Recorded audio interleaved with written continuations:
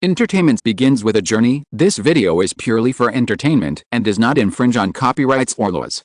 The rights to the novel and image belong to the original author. We do not claim ownership. Don't like waiting and want to listen to this fanfic in full now? Subscribe to our Patreon, where you'll find the best fanfics.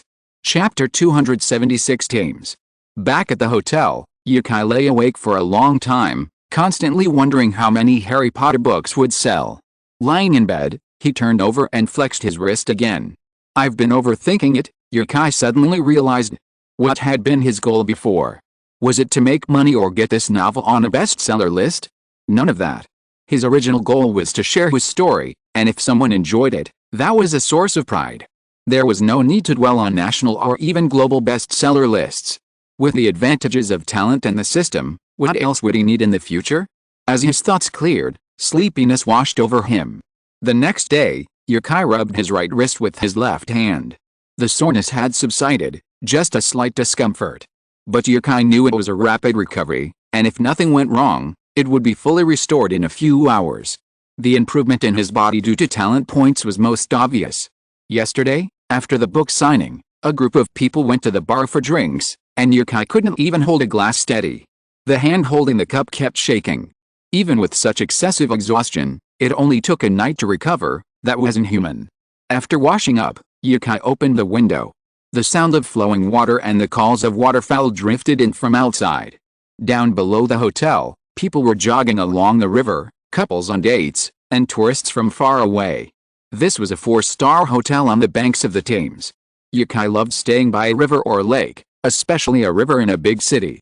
They held a special, artistic aura. The older they were, the more captivating it was. He went downstairs for breakfast, a smear of strawberry jam on bread with a rich wheat aroma, paired with the milk, the breakfast of most Westerners. He wouldn't bother calm today. Yukai wanted to stroll along the Thames on his own. Yukai had seen many rivers and lakes, and in a new city, one of his favorite things to do was lean on the railing at the river's edge and gaze at the rushing water below. Westlake and the Seine were probably Yukai's two favorite bodies of water right now. While the Thames is beautiful, it's still a bit short of what can be called art compared to the Seine. Paris's reputation as a capital of art is largely due to the Seine. Or rather, the banks of the Seine? Countless artistic pioneers have flocked to Paris, and the Seine undoubtedly played a significant role. In comparison, the Thames pales in comparison. However, many disagree. There's a saying that goes, you fall in love with a city because of a person. While humans may appear similar, 2 eyes, a nose, and a mouth, each of the 7 billion people in the world is a unique individual. Everyone's perspectives are different, and falling in love with a city because of a single event is common. Yukai's friend, Sun Xiang, for example, adores Dali. Yukai himself doesn't know which city he particularly loves. Every city has its own unique characteristics, unique to that country or city. After leaving, he discovers a different kind of environment in another city. Riding the morning breeze, Yukai walked alone along the riverbank. The architecture reminded him of Ireland, where Saoirse's house in Dublin was situated. Many customs are now shared between the two countries. Christmas and Halloween, and even the British celebrate Ireland's Green Hat Festival, though not to the same grand scale of the Irish national revelry. Anyone want to get on the boat? Anyone want to get on the boat? The voice was loud, and Yukai could hear it from a distance. It was a young man in his 20s, driving a rather shabby pleasure boat. Despite its shabby appearance, the fact that it could operate on this river meant it was safe. Docked alongside this one were other pleasure boats, large and small, some fancy, some elaborate. Countless tourists boarded and disembarked, making it as busy as a busy street. This was a pier, and judging by the appearance, it was a scenic pier specifically for tourists. Yukai looked back at the path he had taken. His hotel had vanished from view.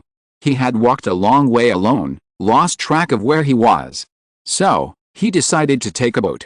He had always been a lazy person. He hadn't originally wanted to join the young man's boat trip. It wasn't that he thought it was dirty or shabby, but the color of the railing at the front had made him reluctant. He wanted to stand at the railing and gaze at the Thames. And as he gazed, he might unconsciously place his hand on the railing. It would be easier that way. Then the question arose, would it stain his clothes? Before Yukai could even pass the boat, the young man suddenly said, "Hey. Hey." Yukai noticed he was being addressed and turned to stare at him. He paused for a moment, then laughed. Mr. Yi? Mr. Yi, I bought your book yesterday. Ah, it's fantastic. Oh. Yukai paused, taking in the young man's warm smile. When will your boat leave? As soon as you get on board, Mr. Yi, come on board. I have a lot of people from your country on board. Yukai glanced at his boat. It could only hold about 20 tourists. A large number of them were indeed Asian, but it was hard to say whether they were Chinese. Okay. Yukai agreed, making his way through the crowd and boarding the boat from a wooden plank. Compared to other boats, this one was small, but it had its own unique advantage. It was very close to the water. If you wanted, you could even sit by the side and put your feet in the Thames. However, that would be a bit rude. The boat owner, sitting at the stern of the boat, nodded enthusiastically when he saw Yukai board. Mr. Yi, please hold on tight. We're about to leave. Okay, let's go. Before he could even mention tickets, the boat had already started and was slowly sailing away from the dock. A few children on the boat had been waiting impatiently. When they saw the boat finally move, they cheered and danced, as if they had conquered the water. Yukai slowly walked to the bow of the cruise ship. This was the most beautiful spot for sightseeing. There were only about 10 people standing on the cruise ship, just enough space to space them out. If there were more people, it would be crowded. In fact, Yukai had no impression of this boat owner at all. With his current memory, he would definitely recognize the people he had met yesterday, but Yukai was sure he had never seen his face. But these were all trivial matters. In a foreign country, Yukai was already very happy that someone could recognize him. I got home too late today, so I only have this chapter. I will make up for it tomorrow. Chapter 277 Glass Boat. Although it is summer, the Thames River can be described as bright and crisp autumn. The river breeze blows constantly all year round, ruffling everyone's clothes and hair. The sounds of clothes being blown by the wind are combined together to make a rustling sound. At the same time, there are the exclamations of tourists, the sounds of discussion, and the laughter of children. The number of tourists on the boat has not yet reached saturation, but the owner of this boat still chose to sail the boat out of the port, and he seemed to know Yukai well in his words.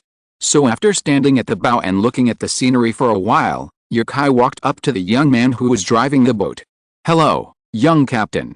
Haha, great rider. The man had short golden hair and wore white breathable clothes. He looked quite handsome, with the temperament of a playboy in a British drama. What great writer. I just got lucky and wrote a book that readers liked. Captain, have you read Harry Potter?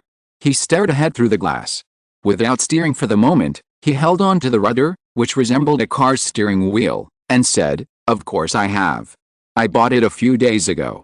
I knew you had a book signing yesterday, but I didn't go. Yukai already knew he hadn't seen this person yesterday. He had seen everyone's face at the signing. Although he wanted to ask this reader what he thought of his book, Yukai's attention was quickly drawn to something new. It was the rudder, which Yukai had previously overlooked. It had struck him as reminiscent of something on a car, but then he noticed the icons on the steering wheel. It wasn't just a resemblance, it was actually a car's steering wheel. Then Yukai took in the rest of the cabin, the seats, the instruments, the controls, all very different from those on other cruise ships. Yukai looked around, trying to see if there was anything new on the boat. The captain said, Hey, did you find anything? What did you find? A boat. I made this from a scrapped car. So, it looks like a cruise ship, doesn't it? With a little sprucing up, it'll be as good as new. You made it yourself. Yukai stared at the captain in astonishment. This man looked even younger than he was, and he'd actually built a cruise ship out of car parts. He'd assumed these parts were unique, just like car decorations, but he hadn't considered they were actually disassembled from cars. Yes, I made it myself. I just recognized you and called out, but I didn't expect you to actually come up. He laughed twice, looking very happy. I thought you'd go on the Crown River boat. Crown River? What's that? The captain said, It's a London cruise company. They specialize in those custom-made boats, perfect for celebrities like you. You say I'm a celebrity? You really think highly of me. The captain shook his head and explained to Yukai seriously, which book this year has the Harry Potter momentum? I don't know whose book will be a hit, but I think yours will definitely be one of them. He didn't know much about book sales, but readers who buy books didn't need to understand that. They just wanted the book to be well written. Many people have read the Harry Potter books, but far fewer have devoted their attention to the author through them. It was precisely because of this that Yukai came aboard his boat. In the UK, those who recognize you and call you by name are loyal readers. After chatting for a while and learning that the man's name was David, Yukai returned to the bow of the boat. After all, he had come aboard to see the river scenery. It wasn't about chatting, although David was certainly an interesting person. There were many sightseeing boats on the river, and theirs looked inconspicuous enough that any boat passing by would obstruct their view of the surrounding buildings. There was no way around it. Most of the boats were double-decked with transparent roofs, allowing tourists to stand on them and watch without disrupting the view. Besides being closer to the water, these boats were also cheaper. However, the momentary obstruction of view was only a minor issue. The river was so vast and wide that if the boat had just slowed down a bit, the larger boats would have quickly passed a cruise ship. So everyone could happily take photos of the sights again. As the cruise ship sailed, more and more centuries-old buildings appeared on both banks, blending ancient monuments with ultra-modern new buildings. These buildings preserved much of London's ancient history and enriched the city's cultural heritage. Nowadays, when people talk about London, the most talked about attractions on both sides of the Thames are the ones on both sides. David mentioned that there were many Chinese people on the boat, but once on board, he realized this foreigner was being ripped off. He only heard an elderly Chinese couple speaking Chinese, while everyone else spoke Korean. They were a young tour group, the youngest in their 20s, the oldest under 30, about 8 or 9 people. The rest were 2 European-looking couples. The elderly Chinese couple didn't recognize Yukai, but they smiled and nodded when their eyes met. The cruise ship broke through the water, and the sound of rushing water was very clear. Although London used to be called the City of Fog, it is now different. People with good vision can see far away on the river. There was a famous attraction up ahead, and Yukai was the first to spot it. Then everyone saw the building that was becoming clearer and clearer. Big Ben. This building, which had only appeared in textbooks as a child, suddenly appeared before Yukai's eyes. It felt quite magical, like the realization of some childhood dream. The not-so-warm sunlight shone down, and everyone on the river was enjoying the sun. Not long after, a large, uniquely shaped boat appeared ahead. David, upon seeing it, shouted, "That's the dining cruise. Anyone want to get on?" Thames River cruises operate year-round, with sightseeing and dedicated dining cruises running daily. Earlier, they'd seen a particularly luxurious boat, and David said it was from City Cruises, christened by the Queen herself. This made Yukai increasingly eager to get on board and take a look. The approaching dining cruise also looked impressive. It was a very long vessel, resembling a stretched and widened version of the Dragon Boat Festival boats. It was a glass house, the size of the boat dictated the glass, and there were no empty decks, front or back, for standing people. This river restaurant was quite interesting. It looked much more modern and impressive than the ones Yukai had encountered in Amsterdam. "I want to go up and take a look, you guys." Although the boat Yukai was on looked shabby, it still charged admission. He wondered what would happen to the others if he went to the floating restaurant alone. Would the cruise ship wait for him nearby? Or would it simply take everyone away? David said bluntly, "If you want to go, just get on board, but I won't wait for you." How blunt. It had been almost an hour since they'd left the London Eye. Each ticket covered one round-trip trip, meaning David had to get them back to the London Eye. But David's boat wasn't a legitimate company, so sometimes convenience was more important. A few Koreans decided to disembark here too. They'd already completed the one-way trip, so there was no point in revisiting the scenery. After all, you can't post the same photo twice on your social media. The elderly couple, seeing Yukai, also Chinese, disembarking here, decided to check out this floating restaurant on the Thames. Don't worry too much about money when traveling. The 2 European couples, seeing everyone else disembark, didn't know what they were thinking. They were going to disembark here anyway. David was happy that everyone was getting off now. His ticket wasn't refundable, and now that all the tourists were gone, he could leave work early. Yukai had a feeling David had a good demeanor. He probably wasn't a captain who spent years sailing on the Thames. Perhaps that was just his side job. But that wasn't something Yukai wanted to explore. He wanted to see the restaurant they were about to board. As they got closer, they could see the name of the boat, Glass Room. Literally translated, it means glass boat, a fitting name. After boarding, everyone separated. Before Yukai stood a waitress in a perfectly fitted suit. Without the menu and tray, Yukai might have mistaken her for the pianist. "Sir, Do you have a reservation? No. He hadn't heard of this restaurant before. If it weren't for the boat trip, which took him along the way, Yukai might have just found a random Western restaurant on land. Some seats in the restaurant weren't already reserved, but dining anywhere in the restaurant made no difference. Because the glass boat was entirely made of transparent glass, its hull constantly moved on the water, the view from any seat was unique and varied. The waiter led Yukai forward and, seeing he was a tourist, explained, "We don't take orders here. We only serve lunch and dinner. Today is the weekend, and we have a chef on board. The fee is £55. Yukai didn't mind the price, but pointed to the stage in front and asked, "What's that? Will there be a performance?" The waiter who brought Yukai over nodded and said, "Yes, Sunday lunch is £16 more than Monday through Friday. One reason is the chef, and the other is the live jazz band. This restaurant is quite charming." Yukai took a seat, waiting for his meal while also anticipating the jazz music on the stage. At noontime like this, aboard a beautiful boat, floating on the water, a chef's meticulously prepared meal laid on the table, and through the clear glass windows, a magnificent view of the Thames. A jazz band took the stage, a long-haired trumpeter playing his trumpet, accompanied by a piano. A unique concert on the water began. Yukai gracefully waved a knife and fork in his hand, enjoying the pleasure brought by the food and also enjoying this artistic moment. Chapter 278 Buckingham Palace. When it comes to Western cuisine, steak or lamb chops are unavoidable, especially at restaurants that don't accept orders, where they put even more effort into the meticulous use of their ingredients. Yukai's steak wasn't his favorite fillet steak, but a sirloin with a hint of fat. But the fat wasn't something Yukai cared much about anymore. The more he ate, the more he could appreciate the unique texture of the fat, which was fragrant and sweet when grilled. The jazz band was about 10 meters ahead of Yukai. He couldn't understand why some of the male musicians sported long, flowing black hair, some of which a foreigner had dyed black. It seemed strange. Otherwise, Yukai was very satisfied with everything here. The food was good, the scenery was unique, and the music was captivating.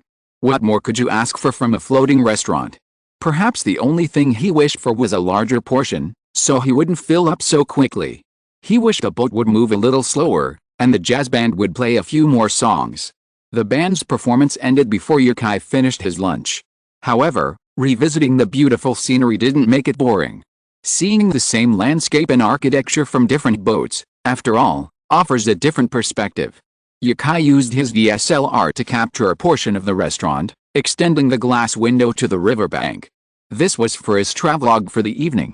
Travel should be tailored to the local conditions.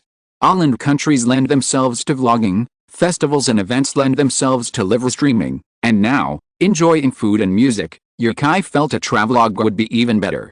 His writing has always been excellent, and reading it makes it seem as if everything he saw that day is vividly in his mind. Many people on Yukai's Weibo have been begging him to update his travelogues more often. After leaving the hotel that morning, he walked alone for an unknown distance to the London Eye for a Thames cruise. He met David, who had crafted a boat from discarded car parts. They were supposed to disembark at the London Eye, but all the other tourists opted to disembark midway for lunch at a floating restaurant. Thinking back on this experience, it's quite moving.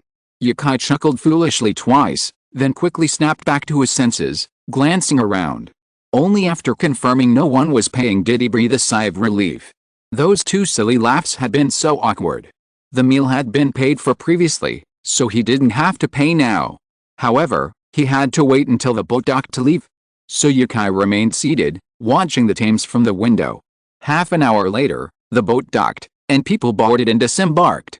While this boat was a restaurant, it was also a cruise ship. While food wasn't served at other times, the boat's shape and clear glass added to its appeal. Even without food, people still boarded. There were many different Thames River cruises. Some weren't restaurant boats, but they still offered lunch, dinner, and even afternoon tea. However, those were more expensive, so it would be better to spend a few hours exploring the surrounding attractions before disembarking and finding a restaurant on land. Stepping onto the wooden planks, the glass boat creaked as it rocked slightly. The water below was surging, making many young children afraid to disembark. Following Yukai was a Chinese couple. Seeing Yukai disembark and about to walk away, the man suddenly called out, "Young man in front, can you stop for a moment?" Yukai stopped, looked back at them, and asked, "Uncle, what can I do for you?" The man was about 50 years old, with a head full of white hair. The woman looked about the same age, but her hair was still shiny black, as if it had just been permed or dyed. "Well, we want to go to Buckingham Palace. Do you want to come with us?" Buckingham Palace wasn't far from here. We had seen it from the cruise ship before, and it would probably only take a few minutes to get there by car, but Yukai hadn't planned to go there. He wanted to visit the museum first, and the National Gallery. To him, those places were more attractive than Buckingham Palace. Anyway, it didn't matter if he got to the places he was going to tomorrow first. So she agreed, saying, "Okay, I'm going to Buckingham Palace too, so why don't we go together?" Together. Auntie beamed. "Great, our English isn't very good, and we can't even read English." Oh. Yukai began to understand. After walking together for a long distance, he had a rough idea of their English level. It sounded a little rusty and choppy to him, forcing him to guess what they were saying. But in reality, it was better than many recent graduates. That's what they call practical English. Auntie didn't speak English, but she just accompanied her husband to visit the sites, seeing buildings she'd only seen on TV before. From her heart, her expression, to her body language, she was filled with joy and delight. Yukai missed his mother a little. Perhaps influenced by him, his parents had also started traveling domestically. But now, with his career to pursue, he couldn't leave for long, so his travels were mostly around Chengdu. The uncle, who spoke a little English, was an engineer at a northern steel company, and Auntie worked at the same company and had recently retired. He felt a little sad when he recalled the meal they'd had in the restaurant. Yukai thought the 500 yuan set menu per person was quite worth it, considering the boat tour, beautiful scenery, and music. These additional amenities were included in the price of the meal. In some unique restaurants, the ingredients and cooking techniques only make up a small portion of the bill. What you paid for was the restaurant style and service. Yukai ignored the suggestion and took the two of them to Buckingham Palace. Before they even got out of the car, they spotted a bright spot among the crowd of tourists, the Royal Guards in red. The place is busiest every morning because of the fascinating changing of the guard ceremony. To put it in Chinese terms, visiting London and not seeing Buckingham Palace's changing of the guard ceremony is like visiting Beijing and not watching the flag-raising ceremony. The changing of the guard ceremony is the most direct way for anyone visiting London to experience British royal etiquette. This was why Yukai wanted to come tomorrow, as today's changing of the guard ceremony had already passed, and all that could be seen now were the royal guards in red uniforms and bearskin hats patrolling the palace grounds. There were quite a few people there now. There was a large crowd in the square. All that could be seen was a soldier standing upright in the center, surrounded by groups of tourists. My aunt, eager to know what was inside, dragged her husband inside. Upon reaching this point, Yukai prepared to part ways with him, but he was also curious about what was going on. Before he could move forward, he heard the surrounded soldier roar, and everyone quickly retreated as if under a spell. Yukai suddenly remembered the Kigen masters he had seen online and chuckled to himself. The space around the soldier suddenly cleared, and Yukai realized there was nothing inside except a soldier in red riding a tall horse. Because he had been surrounded and couldn't see the horse, Yukai had assumed he was standing very tall. After all, the stick was straight, so he didn't look like he was riding a horse. Yukai also understood why everyone was surrounding the soldier. It was for a photo opportunity. This palace was once a duke's official residence. It had been used as a royal residence since the Victorian era and is one of the few royal palaces still in use today. From a distance, it looked impressive, but as a royal building, Yukai felt the Forbidden City was the ultimate in majesty. A British flag flew overhead, a sign that the Queen was currently in residence. However, Yukai never had the chance to meet such a high-ranking official. After bidding farewell to the couple, Yukai went to buy a Buckingham Palace pass.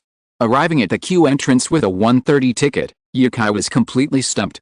He had no idea where the line was supposed to end. The end of the line? Who can tell me where it was?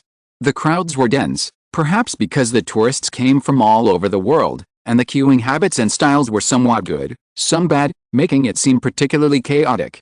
With a line like this, wouldn't it take 2 hours to get to Buckingham Palace?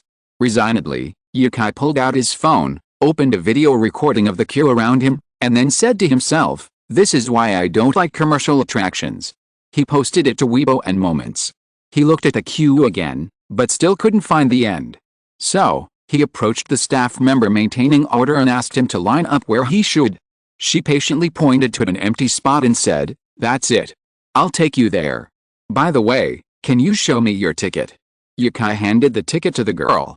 She checked the time and said, "Your ticket. What's wrong?" he asked, confused. She pointed at the time and said to Yukai, "Your ticket is for 1:30, and the people in line now have tickets for 12 o'clock. You'll probably have to wait another 2 hours before the line opens." Yukai raised his hand to check the time. It was 1:18. So, if I bought a ticket for 1:30, I wouldn't be able to enter until 3:30? That's a shame. Yukai rubbed his brow, thinking, why not just forget it?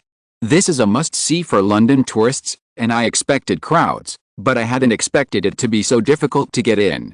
The staff member, somewhat embarrassed, handed the ticket back to Yukai. There was no way she could let him in directly. She was just a tourist attraction staff member, not serving the Queen at Buckingham Palace, nor was she a guard at the gate. But her gaze suddenly drifted to a screen at the edge of the square. Yukai's face suddenly appeared on the screen. The news broadcast coincidentally featured footage from Yukai's book signing event yesterday. "You're a writer?" she asked, a little surprised. "Sort of a writer." He, too, saw the screen and felt a surge of pride. As a Chinese, he had managed such a successful book signing event at Dove Square in England. This made him instinctively stand up straighter.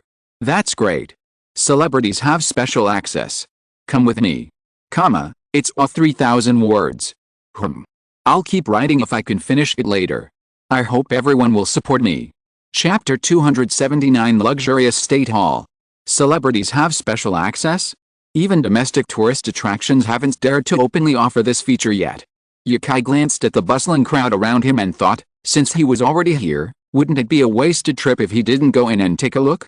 So, even though he had been thinking about leaving, he now followed a young woman in front of him. Everyone else can go, so why can't I? Buckingham Palace is, after all, a palace. Besides the forecourt, it has many small gates, some locked, some guarded by soldiers. Passing the crowded entrance to the scenic area, the two arrived at the other side of Buckingham Palace. Behind the fence, there looked like a delicate garden. After the girl explained Yukai's identity to them, two tall guards grinned at Yukai and let him in. The British soldiers had quite a variety of expressions. Previously, he had seen a soldier jokingly yelling at tourists in the square, and here he saw another with a charming smile. As the guard stepped aside, Yukai spotted a sign on the fence. "Fifth entrance." It turned out that this was also an open entrance for tourists. However, this entrance was separate from the entrance for regular tourists, and the ticket was likely not the type Yukai held. Without a female staff member guiding him, Yukai probably wouldn't have been able to pass through here. Inside was a small garden, not often visited by tourists. It wasn't likely a must-go for the main attractions, so not everyone would come here. Seeing someone enter through this small door, the tourists looked at Yukai curiously, but quickly went back to their own business. Some of the girls were quite open, looking Yukai up and down for a long time without restraint, earning a flirtatious glance when Yukai looked over. Yukai quickly left the area. Buckingham Palace offers 3 areas for visitors to visit: the state rooms, the Royal Mews, and the Queen's Gallery.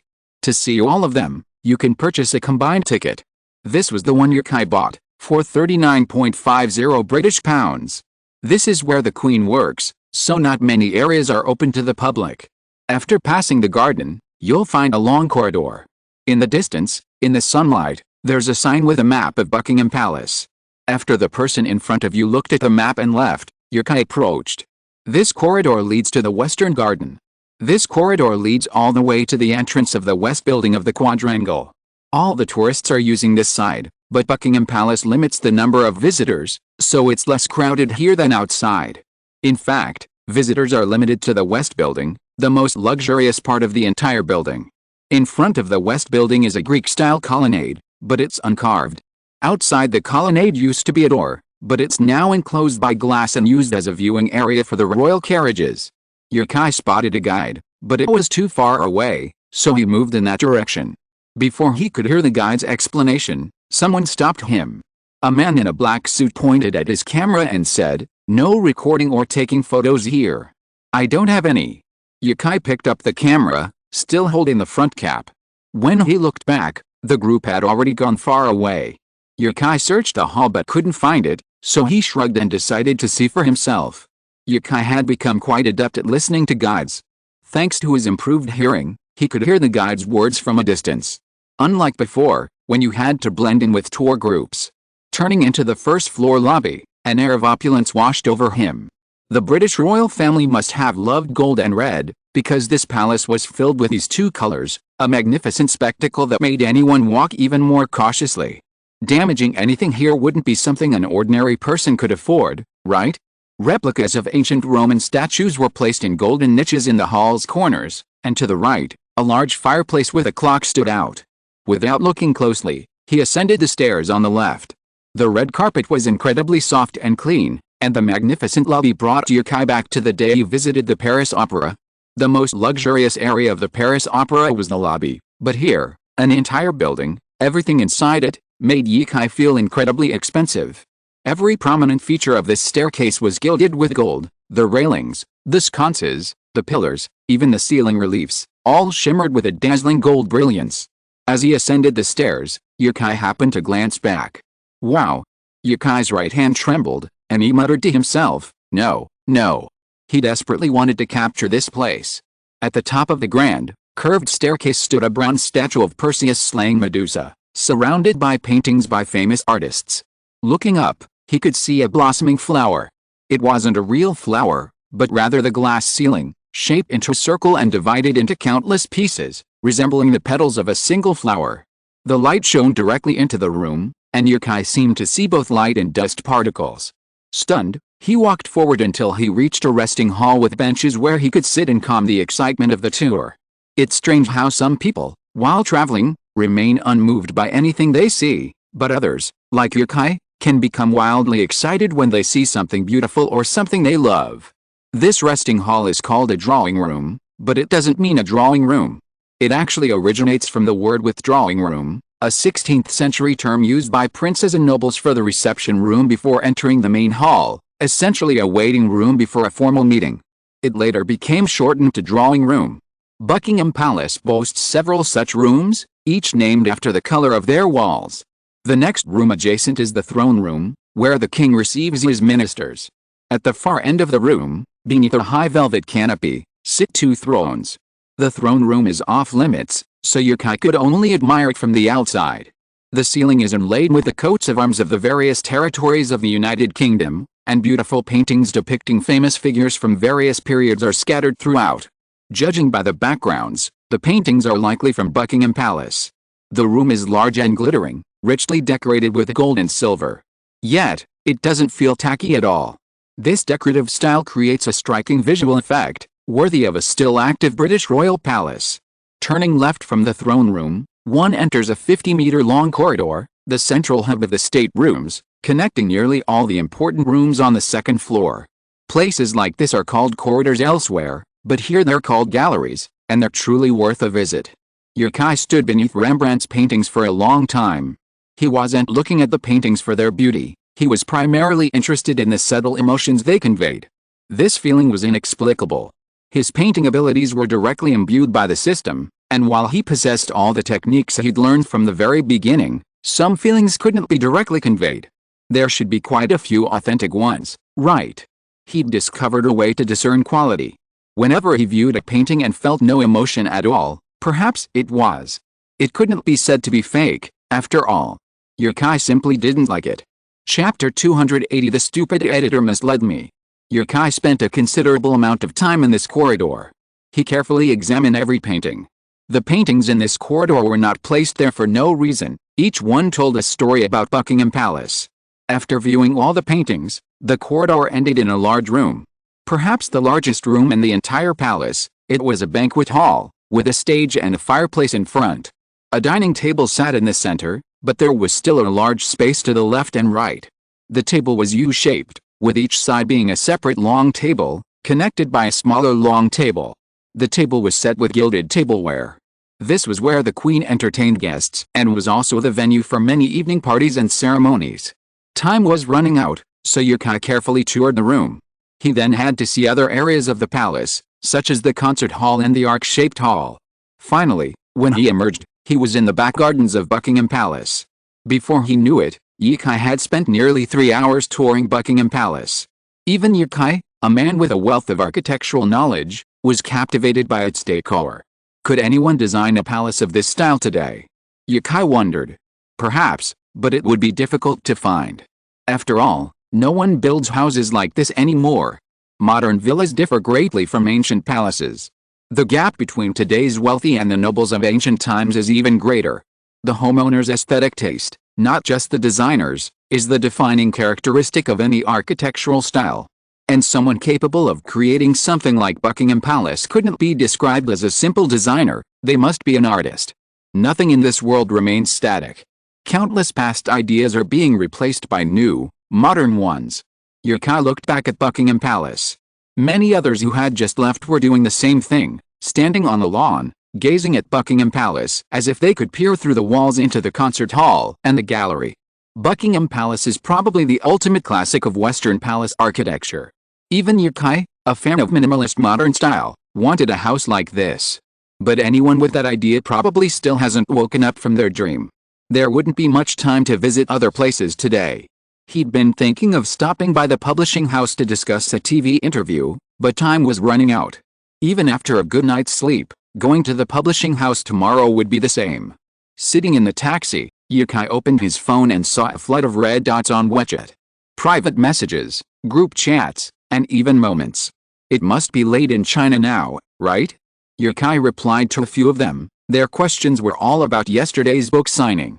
After a few formulaic replies, Yikai asked Sun Shuang, "Has this been known in China?" It was early in the morning in China. Lying in bed, Sun Shuang saw the message from Yikai, his eyes widened, and he sat up, his fingers tapping on his phone. "Are you still human? How could you not know this? The whole country has been talking about your new book all day, or maybe it's about your book signing event. Picture JPG, did you see that?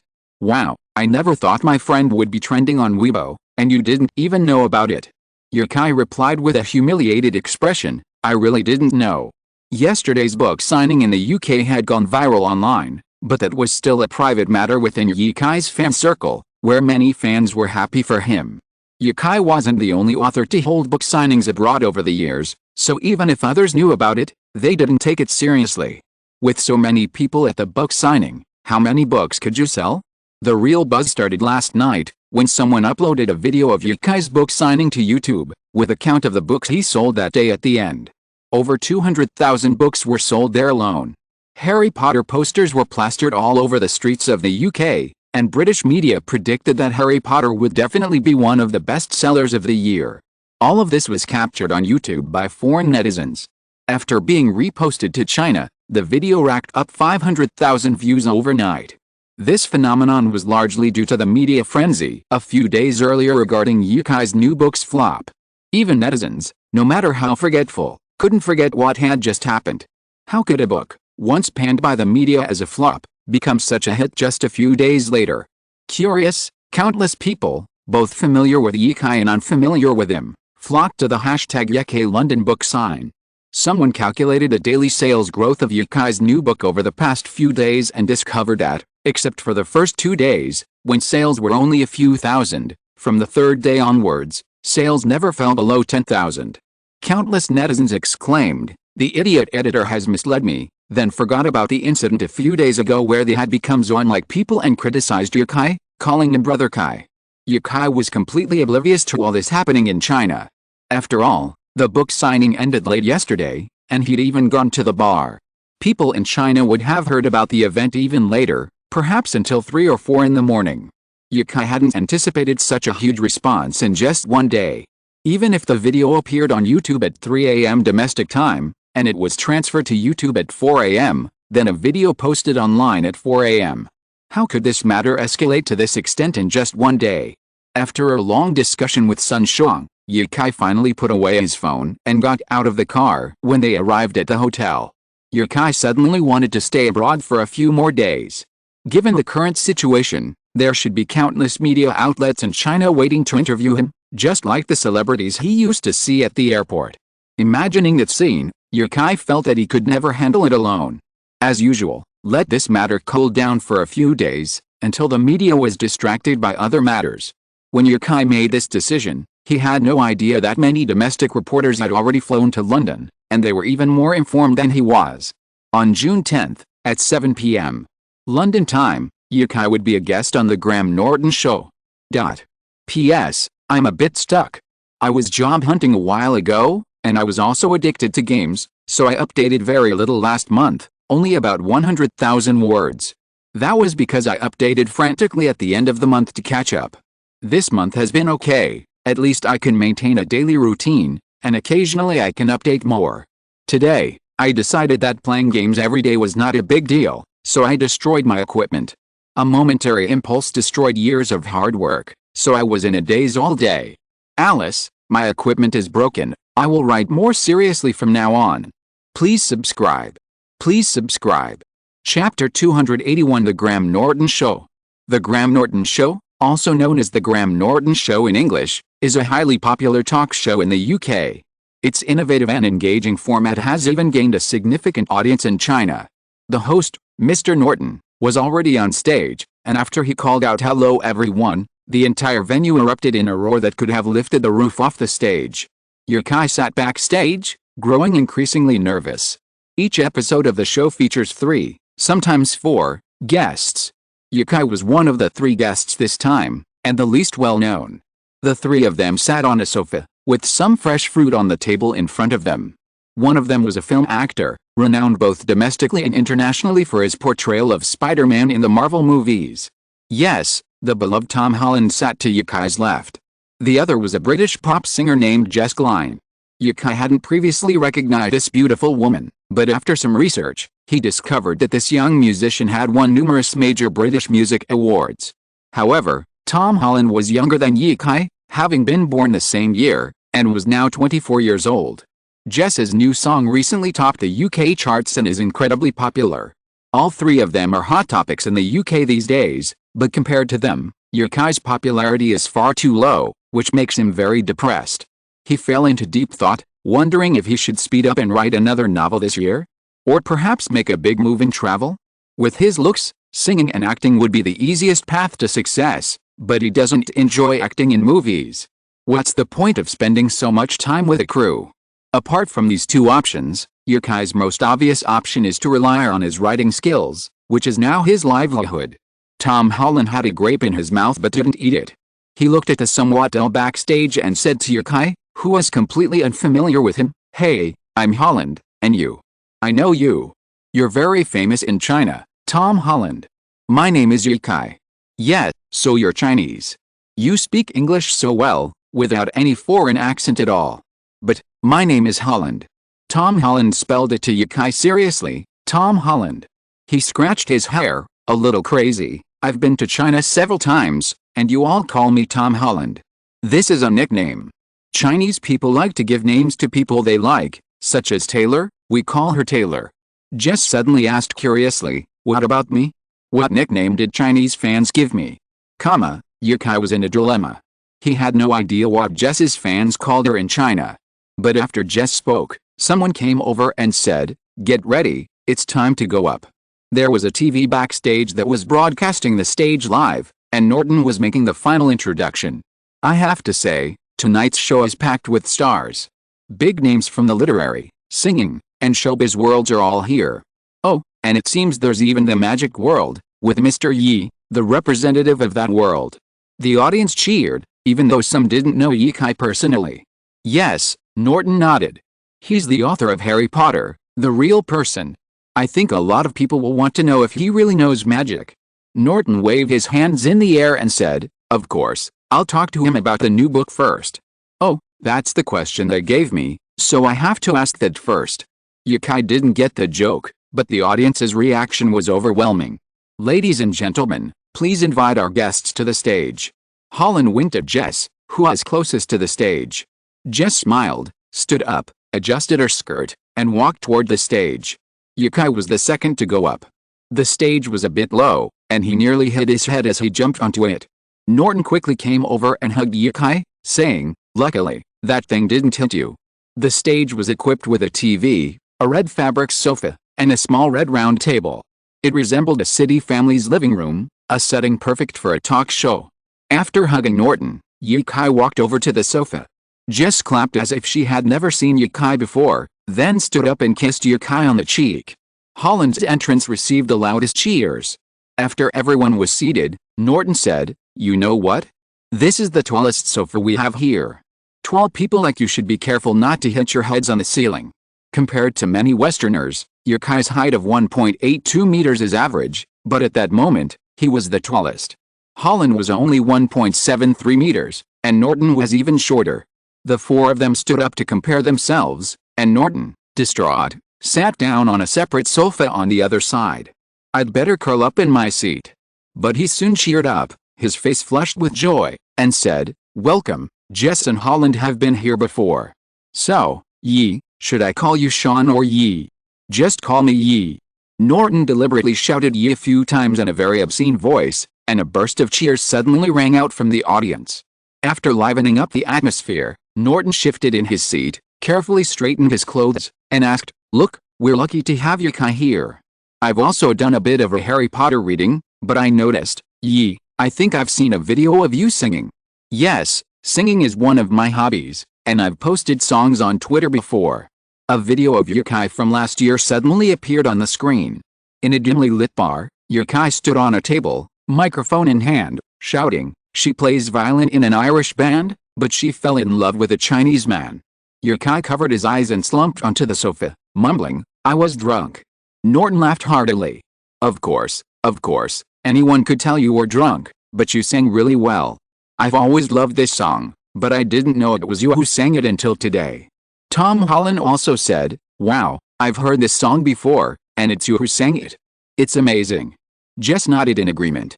When this song first came out, it was a hit in the UK, charting in both the UK and the US, but the singer was too lazy, so it lacks staying power. But the song's excellence is undeniable. Norton used this song to turn the topic to Jess, whose song had been #1 on the UK charts for 3 consecutive weeks, with this week already being the 4th. Yukai didn't say much during the conversation, but many people's eyes unconsciously fell on him. Chapter 282 Is the male lead you? Yukai's aura is truly unique. He possesses the carefree air of a traveler, the scholarly air of a cultural worker, and, through the subtle influence of the system, a unique quality that belongs to the long history of Chinese civilization. To Chinese people, Yukai sometimes resembles a Taoist immortal, a Buddhist enlightened one, or a Confucian master, terms that belong to the East. Westerners not only lack the words to describe him, but have never even seen anyone like Yukai. Therefore, in their eyes, Yukai appears mysterious. In the past, they would probably have associated him with the gods of Eastern legend. But now, many people are increasingly convinced that Yukai is a magician. It's like suspecting a neighbor of stealing an axe. The two things are originally unrelated, but once you connect the dots, the resemblance becomes apparent. And he's also incredibly handsome, unbelievably handsome. So, the audience and the program director would often turn their gaze to Yukai, who listened attentively to the conversation in silence. This aura captivated them all. Norton kept the pace of the interview constant, keeping the show full of laughter. Guests Tom Holland and Jess were both very humorous. But Yukai didn't really understand British humor and simply answered the questions normally. "Oh, right," Norton suddenly said, mysteriously picking up a book and saying to Jess, "You said you liked you before, didn't you?" "Yes." "Then your fans can buy this as a gift for you, since you released a new book a few days ago." Norton turned around with a book in his hand, holding a first edition of Harry Potter and the Philosopher's Stone. The cover depicted Diagon Alley from the novel, with many people in wizard robes. "Wow, this cover looks great," Jess exclaimed, tilting her head to examine the cover. Holland pointed at the book and said, "Oh. This. I've seen this everywhere lately. Is this a book you wrote, Yi?" Yukai nodded and said, "Yes, it's my book, and I designed the cover. It looks so good that I want to buy one." Jess looked at the Harry Potter book and suddenly looked at Yukai and asked, "There's something I really want to know. Are you the main character in the book?" "Huh? Me?" Yukai reminded him, "It's a magic book." "Yes, a magic book. Are you the hero?" Yukai looked at the ceiling inside, looking disappointed. "I'd love to be the hero of the wizarding world, but unfortunately, I'm a muggle and can't learn magic." "What's a muggle?" Jess asked curiously. Norton explained, A muggle is someone who can't learn magic. Mr. Yi, why did you come up with the word muggle? Yukai was speechless. You have so many whys there. Of course, it just came to mind while writing. Did he come up with the word muggle after painstakingly researching the past and present? When Nirvana in Fire was adapted into a TV series, someone asked Yukai why all the names he came up with were so good, Mei Changsu, Xiao Jingyan. Yukai replied, of course, I put a lot of effort into it, reading countless books. Actually, naming was easy for Yukai. Chinese has so many rhymes, he just randomly picked a few rhyming characters and put them together. Writing the novel didn't present any particularly difficult challenges.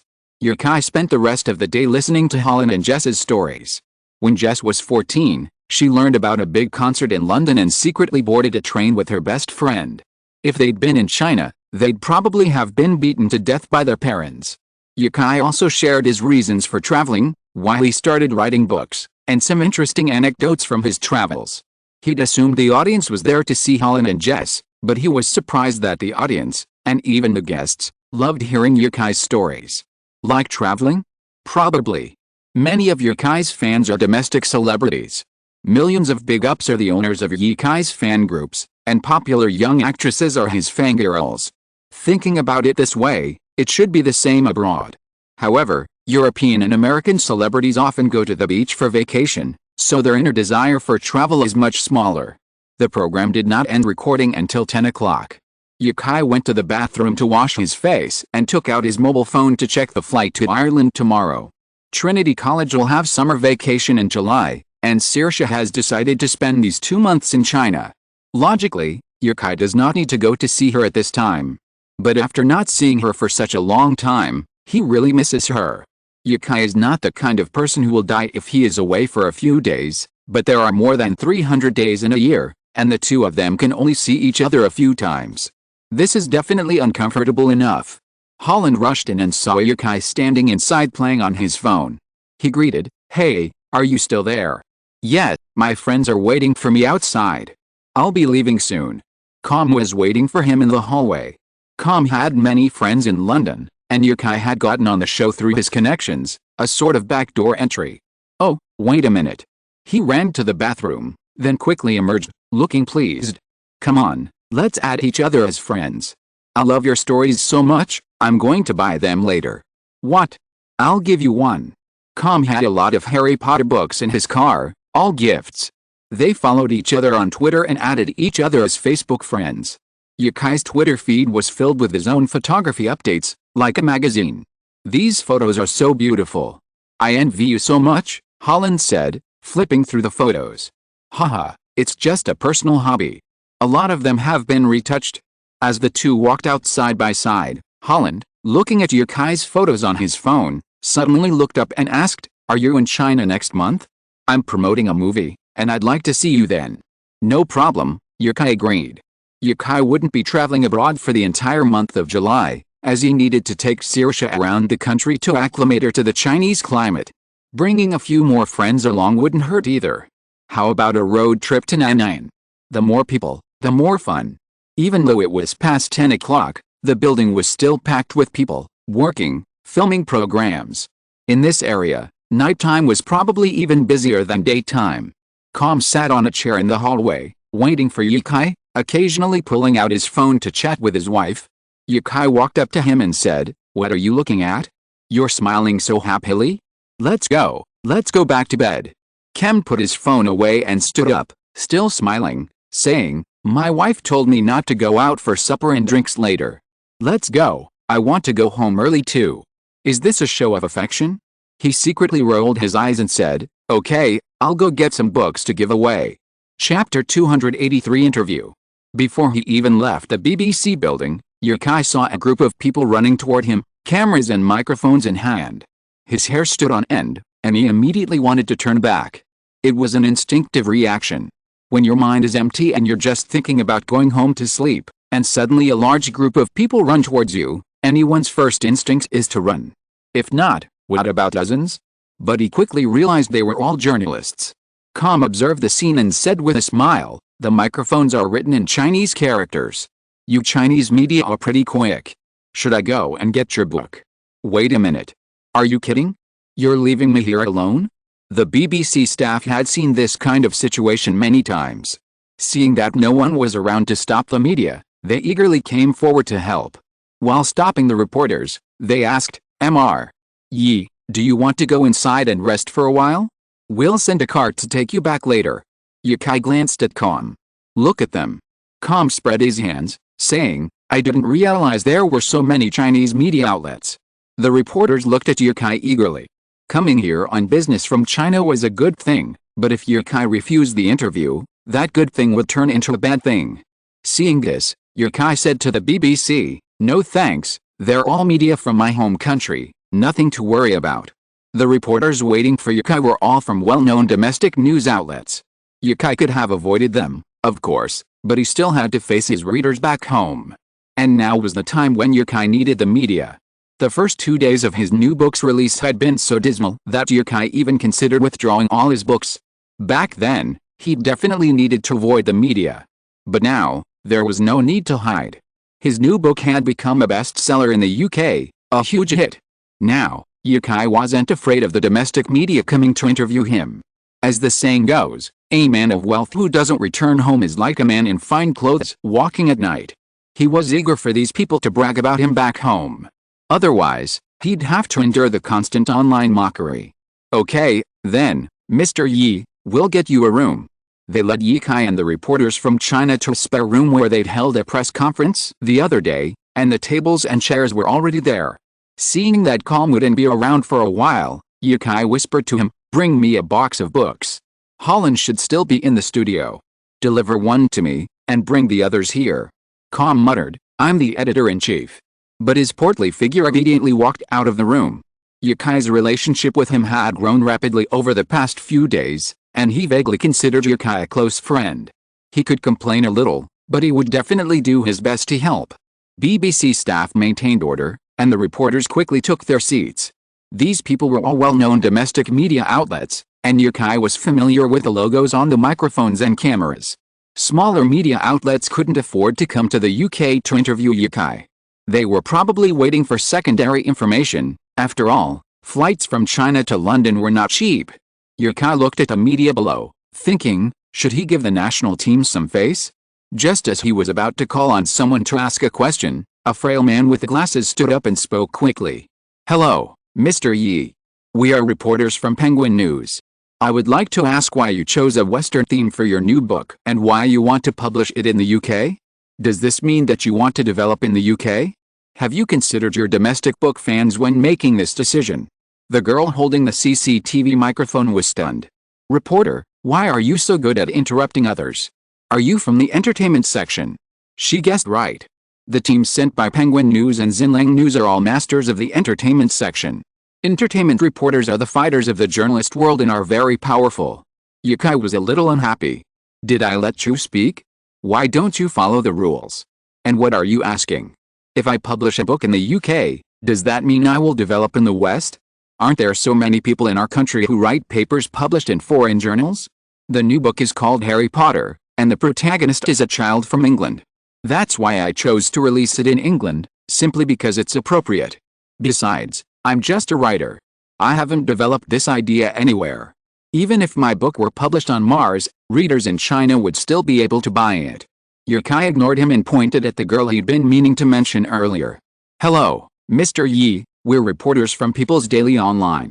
Your new book is a huge hit in England, and I'd like to ask for readers in China, when can we expect to see it in China?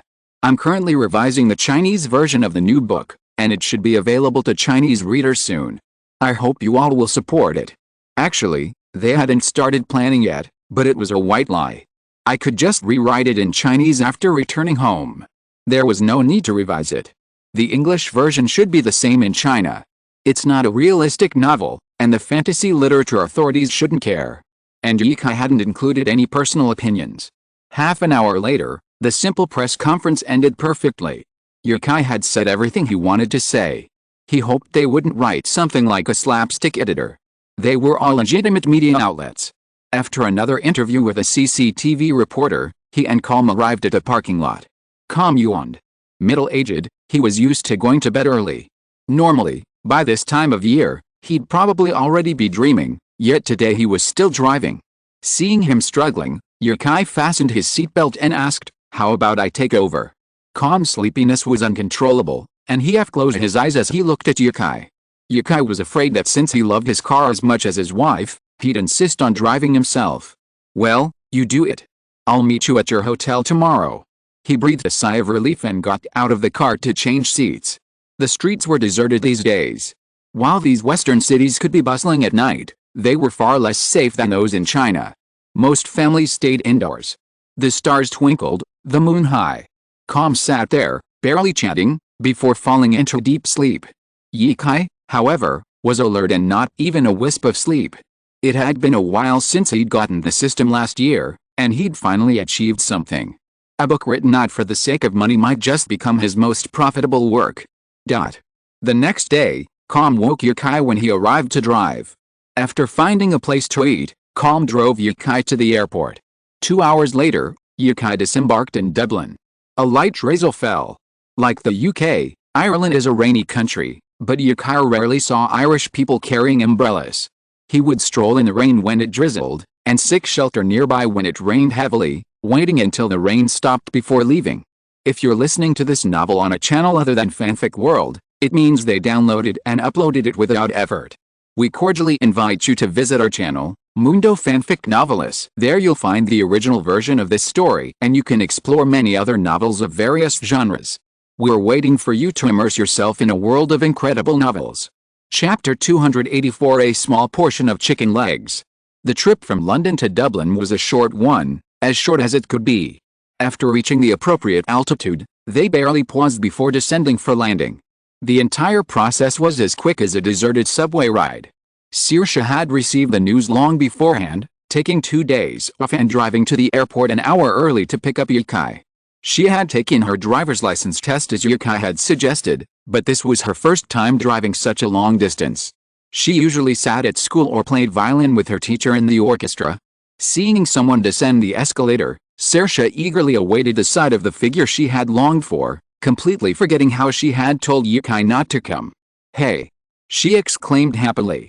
Hearing the familiar voice, Yukai's gaze shifted, his gaze fixed on the beautiful figure waving her hand. Saoirse was wearing a rare black casual suit, a look that made her look like a typical urban office worker, but her eccentric personality suggested she would never become a conventional office worker. If they had met before, they would have both lost their minds, rushed towards each other, hugged each other, and spun around. But not now. They were silent, not even calling each other by name, except for Saoirse's initial greeting. Saoirse smiled broadly as Yukai approached, drawing ever closer. Finally, the two embraced, quietly savoring the moment together. Such scenes happen all the time at airports abroad. There weren't even just two couples on this particular flight. It was their striking looks that drew so many eyes. After an indeterminate amount of time, Yukai leaned back.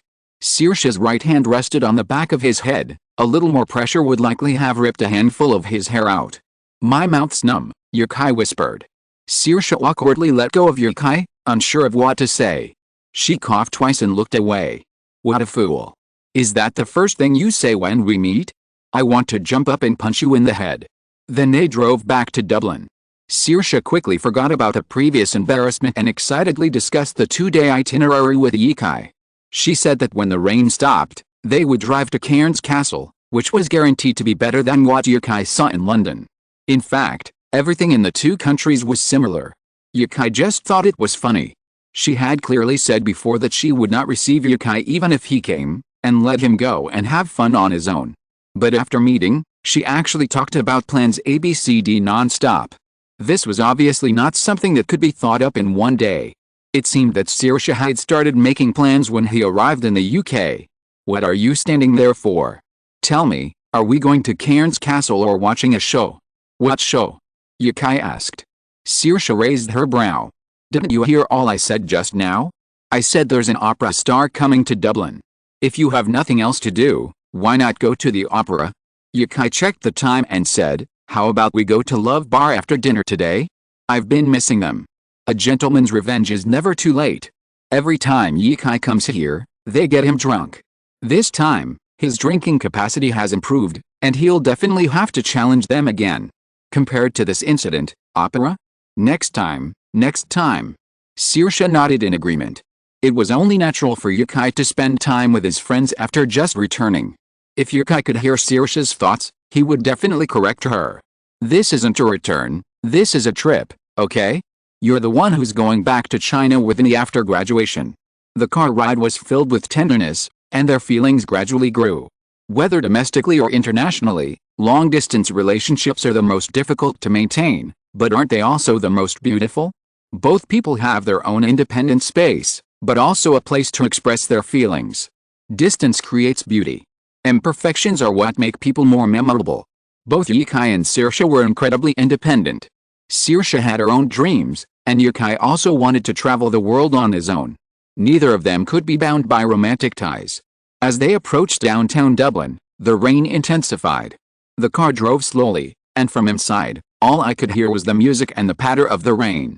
Each flick of the windshield wipers sent a thick stream of raindrops swirling down, painting the world a brilliant blue. Dublin, already shabby and ancient, now felt like a television set, a rich tapestry. Yukai opened the window a little to snap a couple of photos. In a short time, a deluge of rain blew in. Saoirse yelled, "Stop taking pictures. Close it. Don't worry, it's all flying onto my clothes. Wouldn't I feel even worse for you getting wet?" She rolled her eyes coquettishly, then laughed to herself. "That's great. You said you were going to see the castle, but you can't go anywhere. That's good. I'm hungry, let's go home and eat. There's nothing to eat at home. Then let's eat out. My treat," Yukai said. He suddenly thought of the chicken drumsticks he had in a restaurant on his first trip to Ireland. A large plate filled with dozens of drumsticks, smothered in a rich, fragrant sauce, and crucially, incredibly cheap, comparable to many other snacks. But what snack could possibly have dozens of drumsticks? If it weren't for this trip back to Ireland, he'd almost forgotten what it tasted like. Now that he suddenly remembered it, he instantly craved it. It was a strange thought. Saoirse, focused on the road, glanced at Yukai, who was practically drooling, and said, "It's not even 4 o'clock yet. Didn't you have lunch in London?" "Yes, but that's beside the point." He wasn't looking for a meal, he was looking for a snack. And could snacks be considered a meal? Well, there's nowhere else to go anyway. Saoirse drove back to her apartment, which was also a shopping street with many restaurants downstairs. They'd both eaten at almost every one of them. After parking the car, Saoirse took a large black umbrella from the car and opened it. The sound of raindrops hitting the umbrella was like rapid drumbeats, and the water flowed from the tail drop, forming a continuous line. She came over to pick up Yukai and said, "It's raining so hard. It's probably just a shower. It should stop soon." They walked together for 100 meters and arrived at a restaurant they used to eat at. Perhaps because of the heavy rain, the chef and the wait staff were all watching TV outside. Seeing someone enter, the waiter said directly, "Welcome." "Oh, Saoirse? It's you." "Yes," Saoirse said. The chef stood up, looked at Yukai and greeted him with a smile. "It's been a while since I last saw you. How long will you be in Ireland this time?" "I don't know, probably 1 or 2. He still had some things to deal with back home. He wanted to finish all his Harry Potter matters before July, and then take Saoirse with him on a domestic tour." The chef said helplessly, "Only 2 days? What do you want to eat? I know you won't come if you don't eat." Yukai named the dishes. A serving of chicken drumsticks. Chapter 285 Heat Wave. Yukai's first trip abroad was to Ireland. His first day there began with a small chicken drumstick. He learned about the town where a festival was about to take place, and then met Saoirse there. Thinking about it, it all came down to one word: fate. It was truly magical. The chef brought out not a few dozen chicken drumsticks, but only 10, neatly arranged in a circle with a red sauce in the middle, probably ketchup. Chicken drumsticks with ketchup? Saoirse naturally picked one up and began to eat. Yukai also picked up a drumstick and dipped it in the ketchup in the center of the plate. His previous dish was spicy, a bit like Orleans wings. Today, he tried this ketchup-flavored drumstick, which was surprisingly refreshing with a savory, sour, and sweet flavor. The drumstick was made from a young chicken, and the meat was incredibly tender, not at all dry. Under the drizzle, another customer arrived, and the waiter hurried to greet them. Yukai and Saoirse worked together to quickly finish the snack on the table. Saoirse said she wasn't eating, but she was still the main force. Putting down the bone in his hand, Yukai looked at the plate in front of him with 3 chicken drumsticks still on it and asked, "Why haven't you gained weight?" "Why?" Saoirse licked her lips. "Are you really anxious to see me gain weight?" "No, not really. I'm just curious." Yukai loved to eat. When he traveled, he always packed a lot of snacks in his backpack. When he wasn't taking photos, he'd just eat them while walking. Anyone else would have gained weight with so much food. But Yukai's figure only improved. Because Yukai's figure, height, and even appearance weren't something he could control, they would only gradually improve as his talent points increased. The food he ate didn't matter. Saoirse flicked the bone with her right hand and tossed it into a nearby trash can. "Do you think playing the violin is easy? Practicing every day is exhausting." "Oh, I have classes and violin practice every day. How can I not eat more?" She pouted and complained, but then thought of next month's vacation and her expression turned anticipatory. "Luckily, summer vacation is almost here, otherwise I don't know if I could have made it." Yukai pushed the remaining chicken leg towards him and said, "Thank you for your hard work. Here are some for you too. Eat them." The rain outside the window had been pouring for 2 hours, only to slowly subside around 6 o'clock. The restaurant gradually filled up. Most of the people who came to eat at this time were tourists from abroad, while the locals in Ireland usually waited until after 7 o'clock for dinner. People on the street held umbrellas and admired the rainy scenery in Dublin. Many shops were closed. Supermarkets and clothing stores sometimes closed at 4 o'clock for the holiday, and supermarket employees even took weekends off. Yukai walked out with Saoirse, holding an umbrella. Seeing the closed supermarket on the street, he said, "Many companies in our country have started implementing the 996 model. Now I think it's better to be a cashier abroad." "What is 996? Saoirse asked curiously.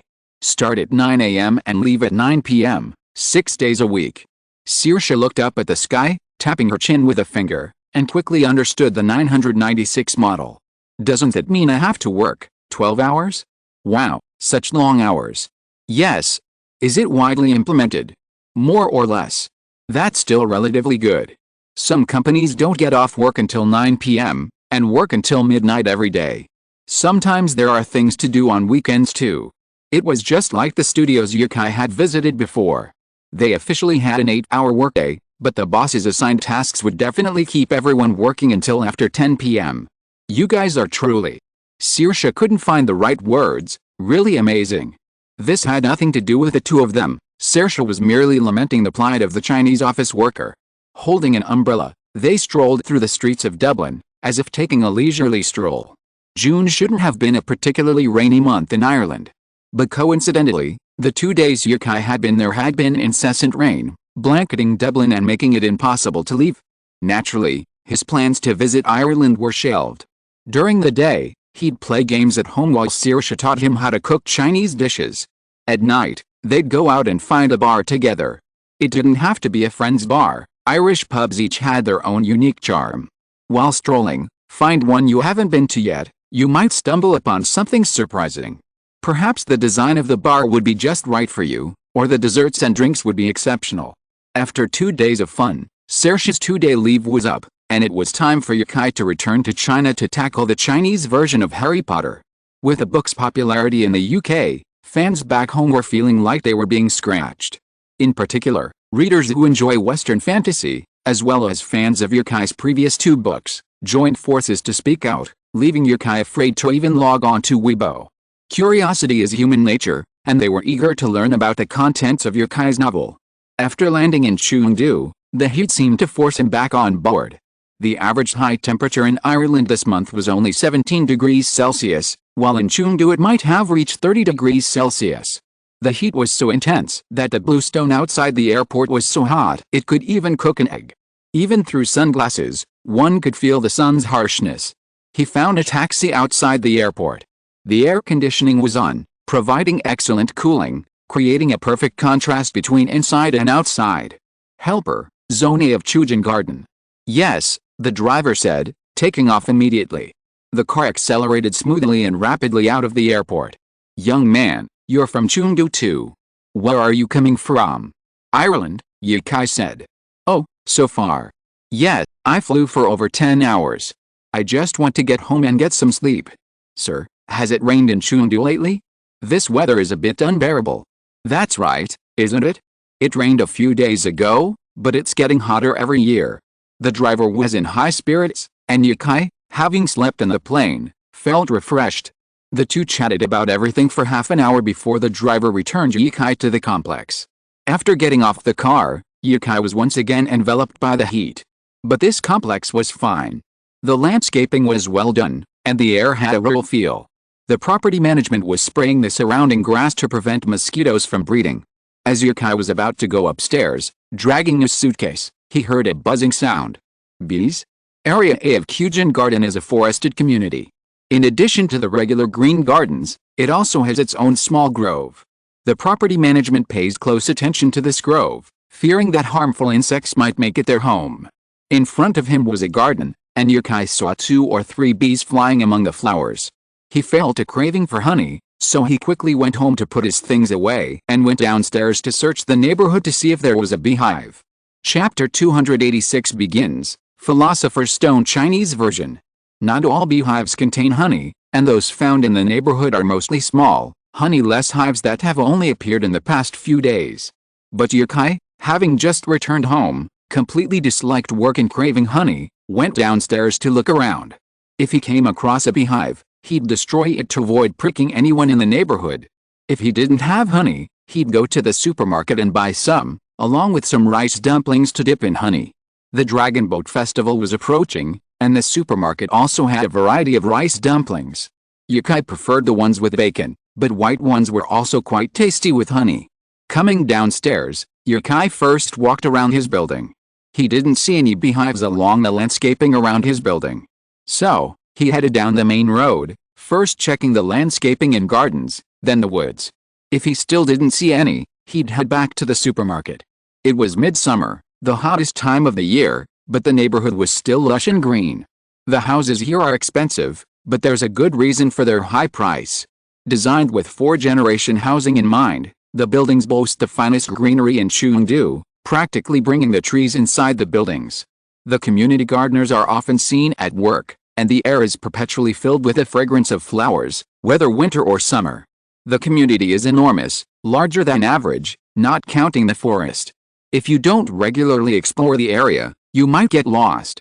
This isn't random, it's a common occurrence, especially among the many male homeowners who rarely venture out. They're busy with work or social events, so where do they find the time to explore? They simply drive into the underground parking lot and take the elevator directly to their homes. There are generally 3 types of people strolling through the community. One type is young women with children. They can't keep their children cooped up inside all day, right? Bringing them out to play is a great way for them to chat and spend time with others. The first type is people who like to exercise in the community. Yukai can barely be counted as this type, but his exercise is not very regular. Sometimes he doesn't want to go out for exercise after getting up late. He just goes out for a run occasionally. The last type is people who keep pets. If you have a dog, you have to walk it. It is more important than walking your children. So when Yukai walked along, the people he met were either beautiful women with children or homeowners with dogs. Large and fierce dogs are not allowed in the community, so it looks harmonious. Seeing a cute corgi, Yukai whistled at it gently. Unexpectedly, the corgi that was originally jumping and walking in front of its owner suddenly became excited and ran towards Yukai with its tongue tilted to the side like a husky. But the speed was too slow, and its owner reacted and grabbed the leash tightly.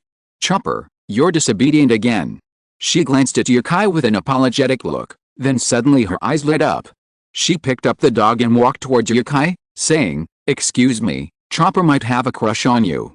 Yukai smiled and said, "I like animals too." "Huh? Really?" "Yes." The corgi, held in its owner's arms, wagged its tail vigorously. Its tail was just a small, fluffy ball, just like a rabbit's, so adorable. "I'm new to dog ownership and don't know anything. Can I add you as your friend? Teach me how to raise Chopper, he hasn't been eating lately."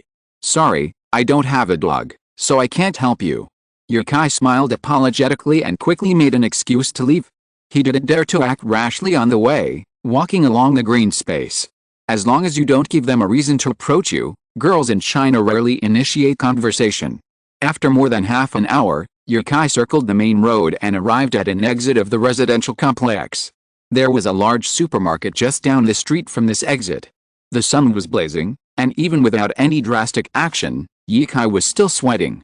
He'd searched the surrounding green belts, but still couldn't find a beehive. The bees must have either come from the woods or from Area B. He'd stop looking if he couldn't find one, but he still had to mention the bees in the complex. At the exit, Ye-Kai said to the security guard, "Hello. Hello, what's up?"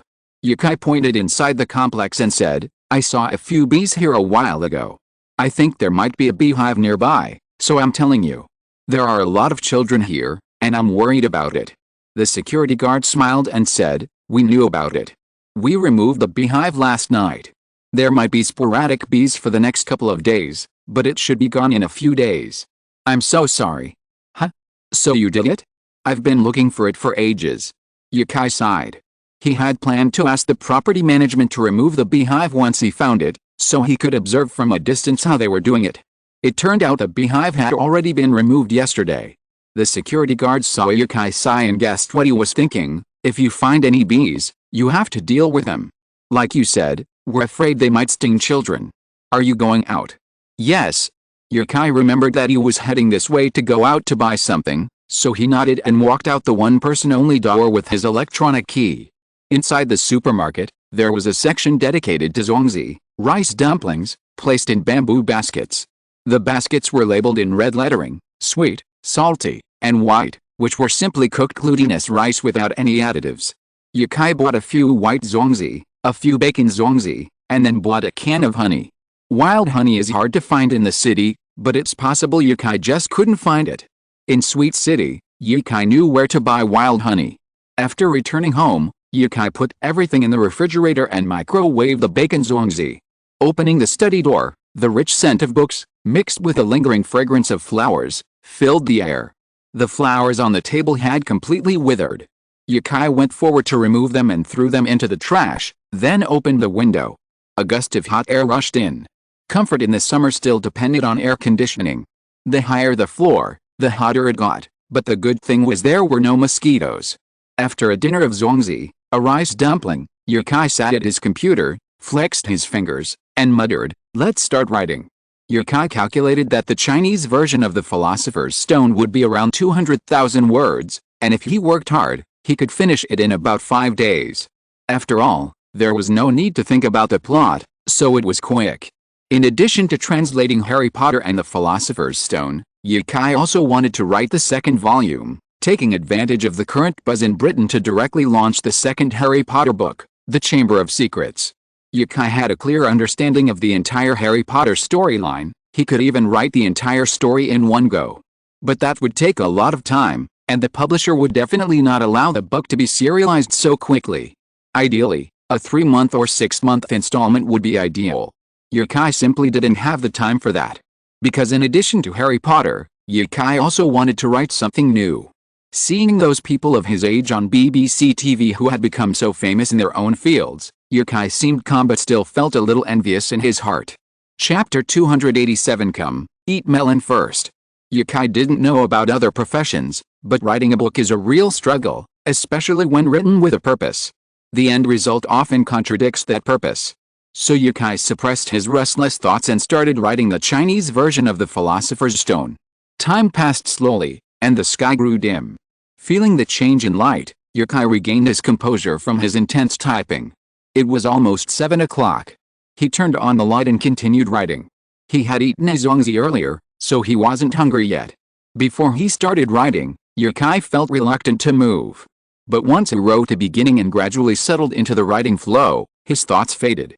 The sound of the keyboard tapping became almost addictive, and he wanted to keep writing. This state of mind continued for several days. Although a bit busy, it was incredibly fulfilling. However, seeing the rising international sales figures for Harry Potter, domestic publishers were getting anxious. Cambridge University Press had already produced a second edition of Harry Potter and the Harry Potter series, shipping it to other parts of Europe and America. The latest announcement on their website also announced other translations in progress, but not a Chinese version. This delighted countless domestic publishers eyeing the Chinese version of Harry Potter. Did this mean that Ye-Kai still held the domestic rights? However, Since Yukai's phone was set to block calls from unknown users, they couldn't contact him directly, except for Joe Kwan of Rupa Publishing House. Joe Kwan and Yukai had a long-standing partnership, having handled the previous 2 books. The contract with Yukai was also exceptional. He had earned nearly 100 million Chinese yuan for the rights to Nirvana in Fire, a staggering sum in the domestic fiction world. That day, Yukai was still typing. He still had about 30,000 words left to write for the Chinese version of Harry Potter. He estimated he'd finish the ending tomorrow and then go somewhere cool for a few days. A fate so unfortunate, an obsession. The phone rang. The rhythmic click of the keyboard stopped abruptly. Yukai frowned and answered the call. He had just been enjoying his typing, but the sudden call nearly disrupted his train of thought. Hello. Hello, Mr. Yi. We are in the security room at Gate BA. Mr. Joe Kwan wants to see you. What do you think?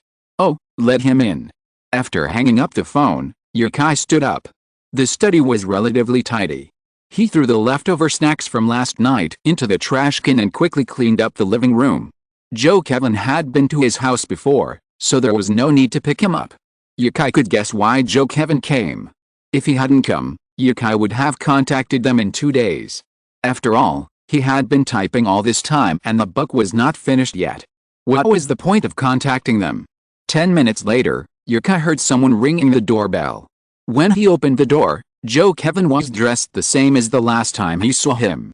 His hair was combed meticulously, he wore gold-rimmed glasses, and wore a black suit. You brought anything with you to my house? Come on in. Yukai took the 2 bottles of Maute Joe Kwan was carrying and invited him into the living room to rest. He returned to the kitchen to continue cutting watermelon, saying, "Oh, wearing a suit in the middle of summer? Aren't you hot?" Joe Kwan, sitting on the sofa, smiled and replied, "It's breathable, so I'm not hot. I'm mainly used to it. Wearing anything else would be awkward." He had just taken off his suit jacket and placed it beside him when Yukai came out with a plate of watermelon, saying, "Have some watermelon. The boss said it was shipped from Liangshan." Okay. He had bought these watermelons yesterday while shopping. The boss said they were Liangshan hanging vine watermelons. Yukai couldn't recognize them, but they looked very nice. The skin was so thin that it could be peeled with your hands. They were sweet and crisp. Fresh from the refrigerator, they were still steaming from being cut. Half of the watermelon on the plate was quickly eaten, mostly by Yukai himself. After sitting at the computer for most of the day, he was thirsty. After Joe Kwan ate 2 cloves, he told Yukai about Nirvana in Fire. Sales of your previous books have slowed down, but your new book has been receiving enthusiastic responses. We're considering translating them and selling them overseas. The Legend of Sword and Fairy and Nirvana in Fire? Will they understand them? While both books contain a lot of romance, they are ultimately ancient Chinese novels, one a fantasy story, the other a fairy tale. Would anyone understand such a novel in the UK? Perhaps Nirvana in Fire would be better, at least with less outrageous plots. Foreigners who saw The Legend of Sword and Fairy would probably think Newton's coffin was shaking and exclaim, "This is unscientific." They should be able to understand it. We're just giving it a try. Only if they understand it will they buy it, right? Besides, we're also responding to the call for cultural output. Joe Kwan's serious expression made Yukai almost believe him. "I don't believe you. They're just trying to ride on my popularity, seeing as how well known I am abroad now, and exploiting my few foreign fans like crazy."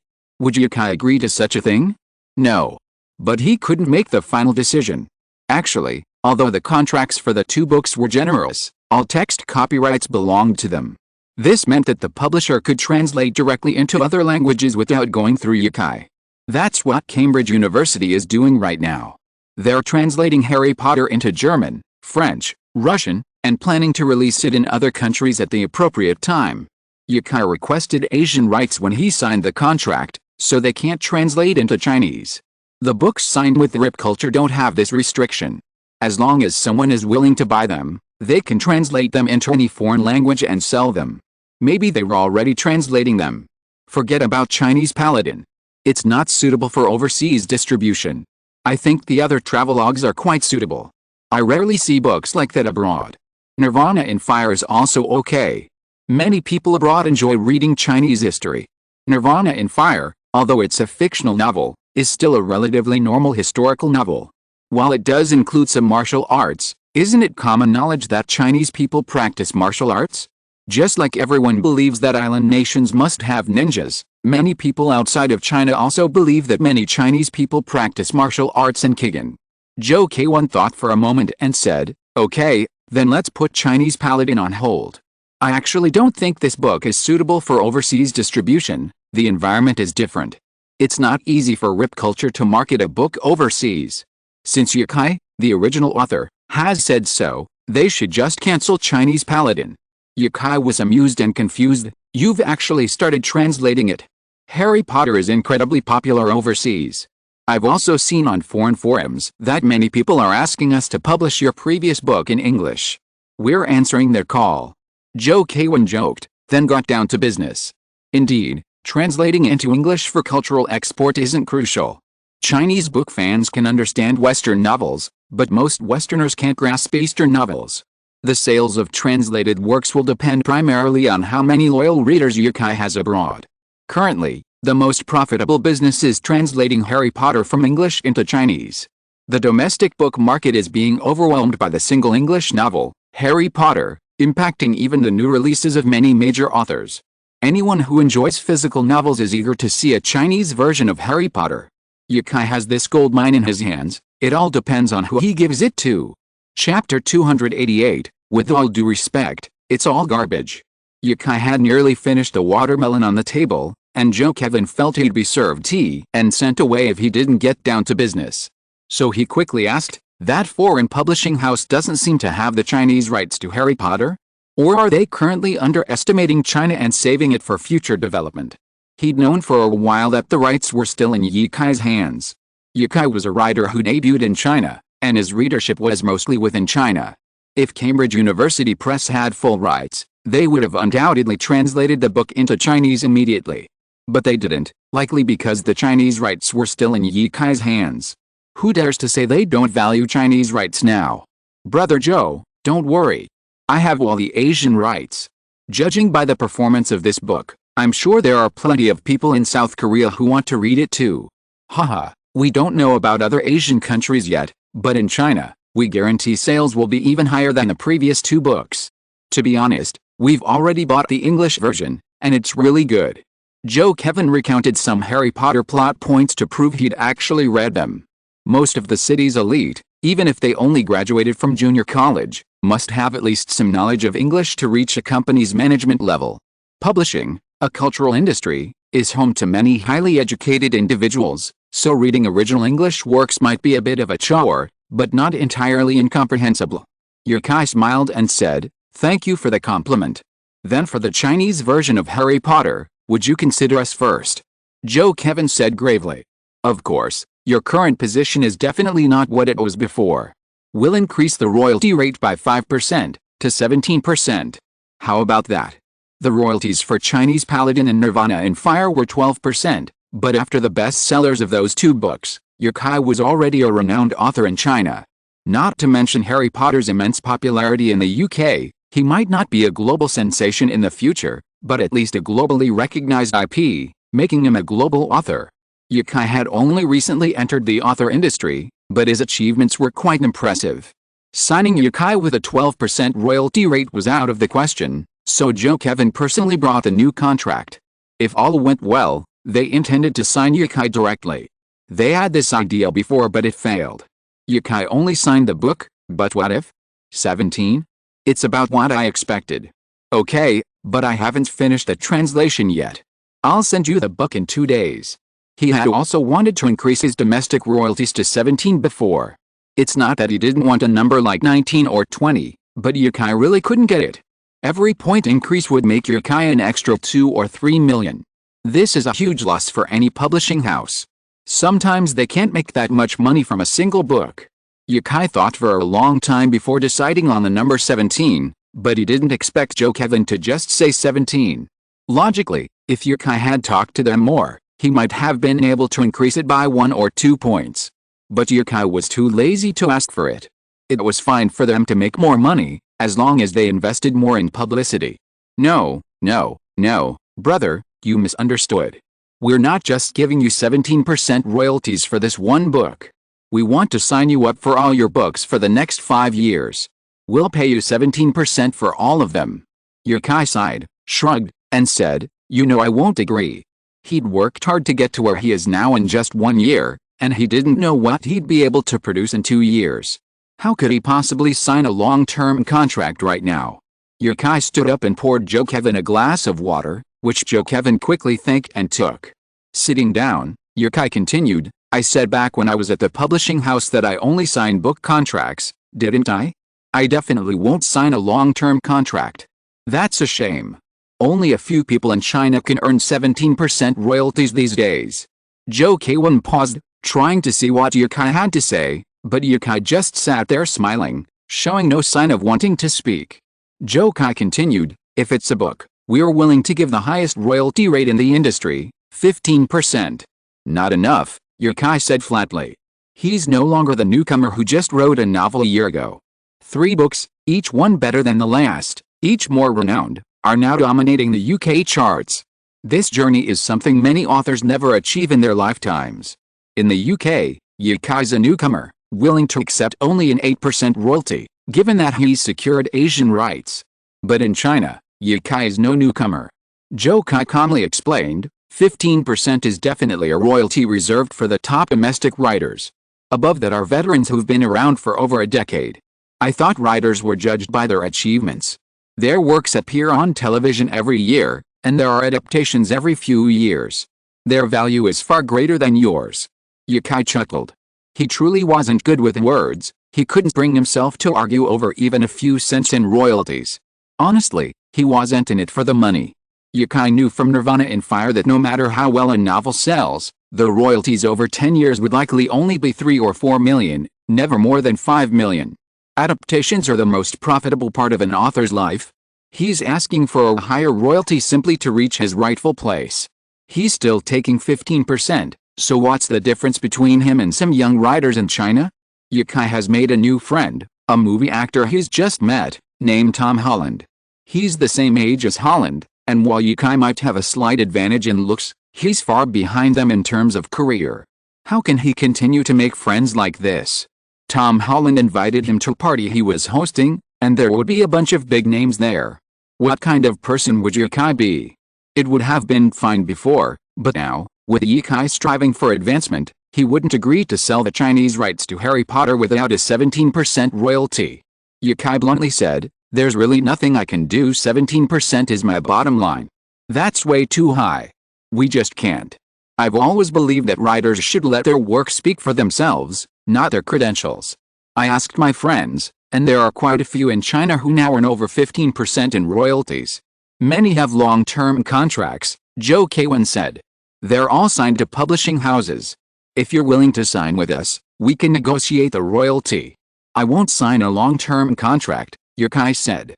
"How many books did those authors who have long-term contracts and earn more royalties than me sell last year?" Yukai shook his head and blew away the foam in his teacup, which was still scalding hot. Putting down the cup, Yukai continued, "In the entire Chinese world, has anyone made the Times bestseller list in the past 50 years? I think I'm the only one."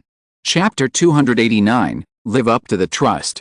Joe Kwan looked at Yukai in silence, a thoughtful expression on his face. Yukai, on the other hand, focused solely on his tea, hoping it would cool slightly so he could take a sip and savor the tea's aroma. The watermelon was too sweet. Seeing Joe Kwan's silence, Yukai sighed. "Brother Joe, we've collaborated on several books, and I personally think it's been quite pleasant. A few minor disagreements, I hope, won't affect our relationship."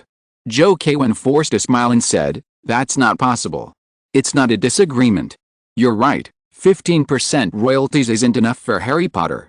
Yukai had just mentioned the Times bestseller list, and Joe Kwan remembered the caliber of this book. If it were on the Times bestseller list now, it might soon be on the New York Times bestseller list in other European and American countries. Could a 15% royalty on a book like this, imported from abroad, be signed? Impossible. Foreigners are difficult to talk to and deal with. Harry Potter couldn't be allowed to collect royalties solely from domestic authors just because Yukai was Chinese. Yukai wasn't to blame for this. If he were the author of Harry Potter, he wouldn't have been able to sell the book with just 15%. but the editor-in-chief only gave him 15%. Joe Kai felt a headache. He knew Yukai's negotiating style. Whatever he said was the price, and if Yukai was satisfied with a number, he would agree. That's why he laid his cards on the table right away. But Yukai didn't like his cards either. What else could he do? I need to contact the editor-in-chief again to see if we can get a few more points. I'm personally on your side. If the publishing house can't get the terms you want, I still hope we can be friends. Yukai smiled. Of course. I treated you to hot pot. How about going again later? I've been sitting in front of the computer all day. Let's go out for a nice meal. I'll make a call first. Joe Kai stood up, nodded to Yukai, and walked towards the balcony with the phone. Yukai looked at his teacup. The temperature of the tea was much lower than before. Brewing tea was different from waiting for boiled water to cool. Tea would become drinkable in no time. Blowing the tea leaves floating on the surface, Yukai took a sip of long-dormant tea. He had brought this tea back from Hangzhou, and although he hadn't tasted it many times, it was indeed delicious.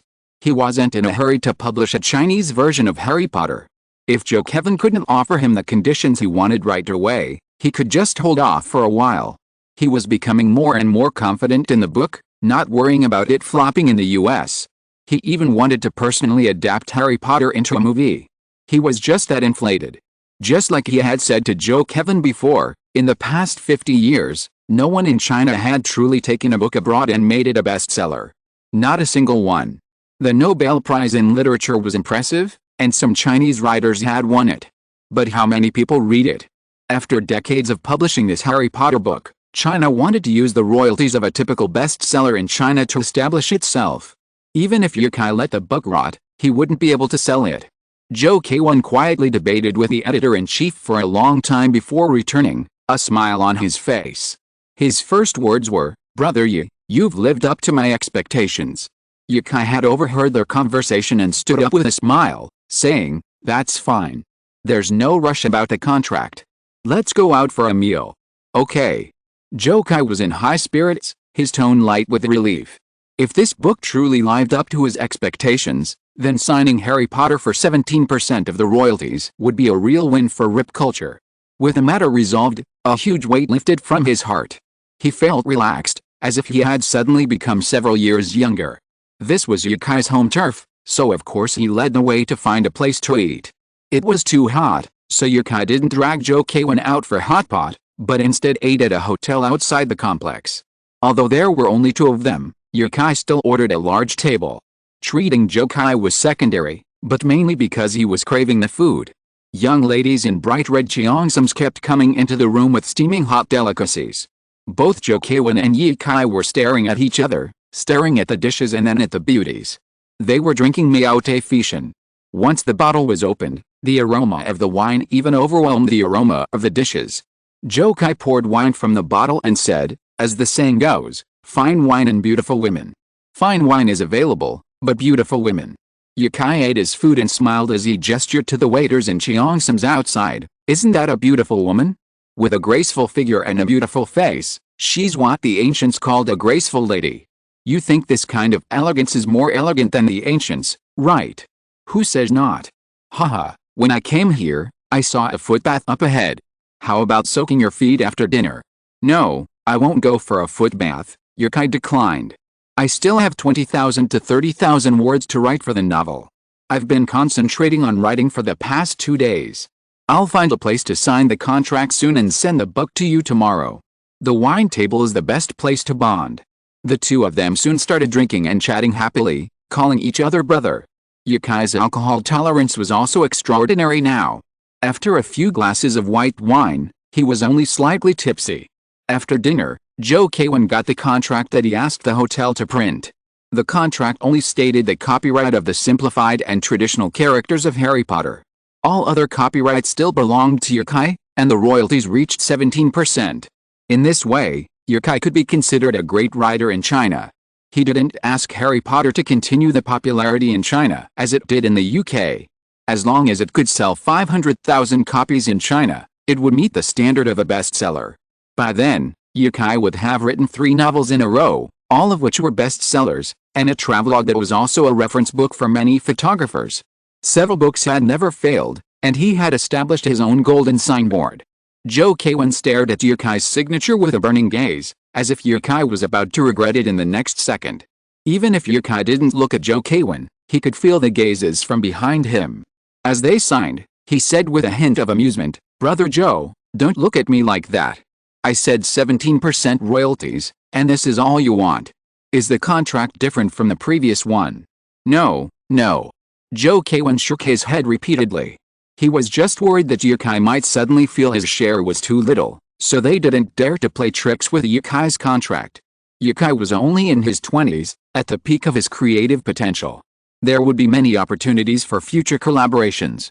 No matter what language Yukai wrote, his novel would have to be translated into Chinese. After writing the last word, Yukai closed his pen and said, "I believe you guys." "Where are you staying tonight, Brother Joe?" "I'm at this hotel," Joe Kwan said. "Okay." Yukai nodded, ready to go home. "I'll send it to you tomorrow when I'm done. Brother Joe, you can let me know when you leave so I can see you off." Joe Kwan didn't dare ask Yukai to send him off.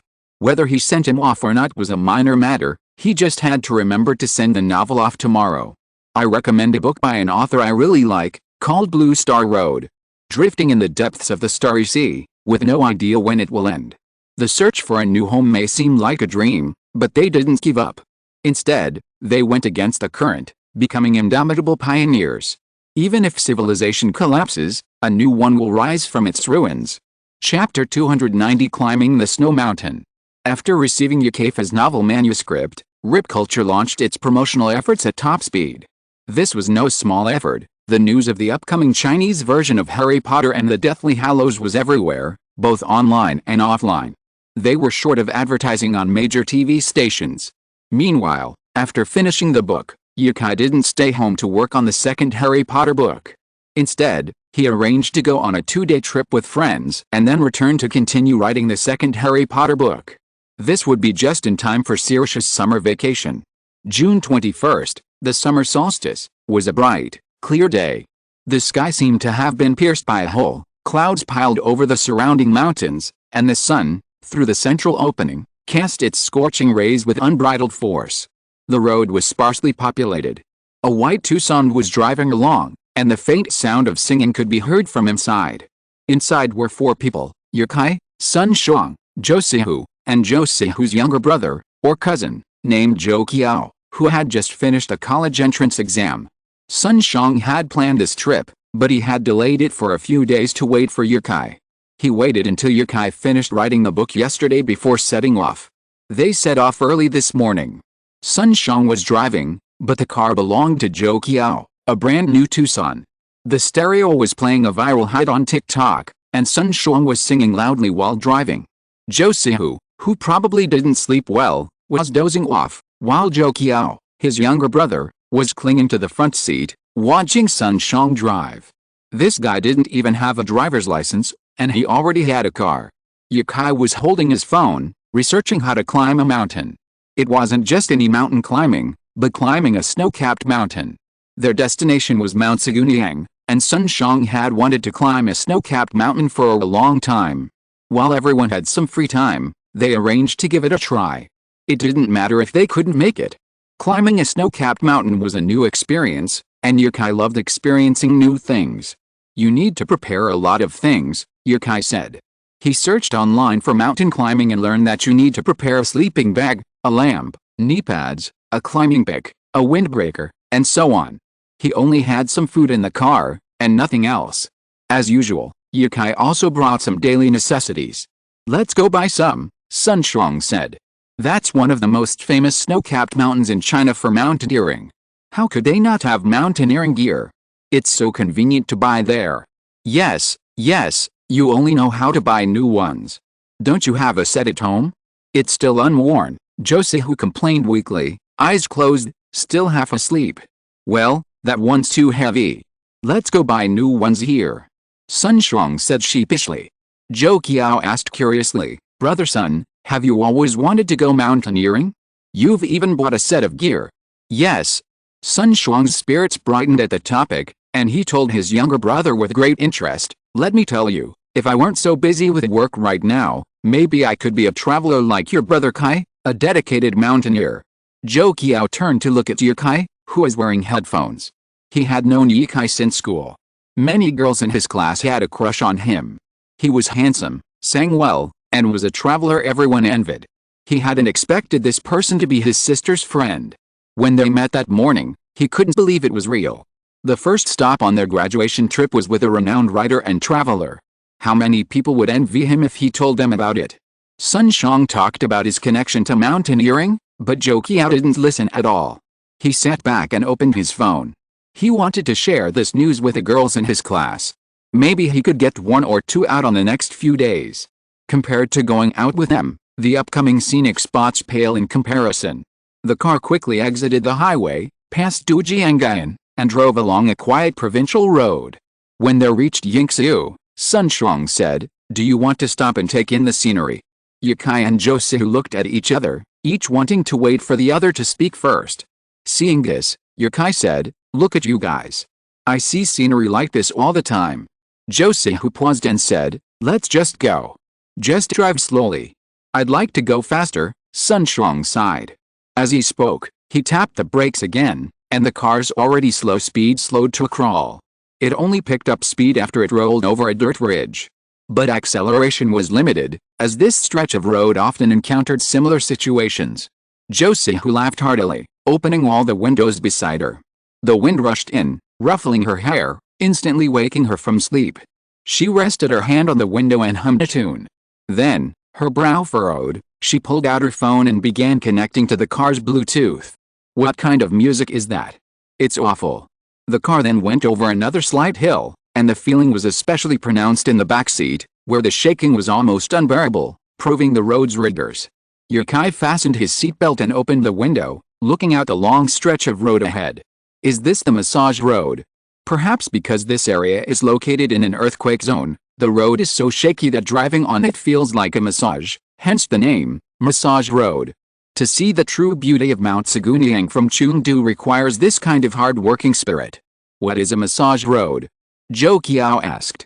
The car's shock absorption wasn't as good as cars worth hundreds of thousands of yuan, and everyone was jolting along the road. Yikai replied to Zhou Qiao, "This is a massage road." "Why is it called a massage road?" "It's really quite comfortable." Sun Xiang laughed heartily, saying to his younger brother, "Do you really think it's a massage? It's just cosmetic. Wait a minute and you'll know if it's comfortable or not. It'll shake your bones." It was fun for a while, but if the road were longer, your internal organs would be shaken to pieces. Sure enough, Zhou Qiao couldn't bear it any longer. He clutched his stomach, his face turning pale. Yikai quickly shouted, "Stop, stop, find a spot up ahead." Yikai had been on many rides and was well informed. This was clearly the worst-case scenario of motion sickness. He was going to vomit soon. What a docile kid. Even in this state, he managed to hold it in without saying a word. If Yikai hadn't opened his eyes while resting, he wouldn't have known Zhou Qiao was so motion sick. Sun Xiang glanced in the rearview mirror and cursed, "Fuck." He quickly pulled over to the side of the road. Zhou Qiao pulled the door twice, opening it on the third time and getting out. He began to retch. Oh. Yikai was speechless. Zhou Qiao could have held it in for a while, but seeing how nervous Yikai and the others were, his stomach suddenly churned. Zhou quickly got out to tend to her brother. Sun Xiang watched, then got out as well, standing beside Yikai, whispering, "That kid's so straightforward." Indeed. Yikai nodded, horrified. They were both sitting in the back seat, and this was Zhou Qiao's own car. Alice, even rich people can be so cruel to their cars. They needed to rest here for a while. They had been driving for hours, following the navigation system, but they had no idea where they were. They were still on the road from Yingxiu to Wallan. The area was surrounded by mountains and forests. A section of the road ahead, along the right side, the trees had been cut down, leaving a roughly 10-square-meter open space, perfect for parking. Sun Xiang said, "I'll drive to that open space. The air here is nice. How about we find a place to have a picnic?" If you're listening to this novel on a channel other than Fanfic World, it means they downloaded and uploaded it without effort. We cordially invite you to visit our channel, Mundo Fanfic Novelis. There you'll find the original version of this story and you can explore many other novels of various genres. We're waiting for you to immerse yourself in a world of incredible novels. Chapter 291 Slate River. Josie, who immediately responded, "The scenery is so beautiful, I agree." Yukai also thought the view was beautiful and said, "I agree." Sichuan province has no other scenery, but the picturesque scenery of mountains and clear water is truly unique. Stop the car, and I'll see if there's anything worth seeing nearby. The three of them were in a good mood. The only one feeling uncomfortable was Zhou. Just as he was about to say something, he suddenly bent down again. Josie, who patted him on the back, frowning at her brother. What an embarrassment. Yukai opened the car door and took out his camera.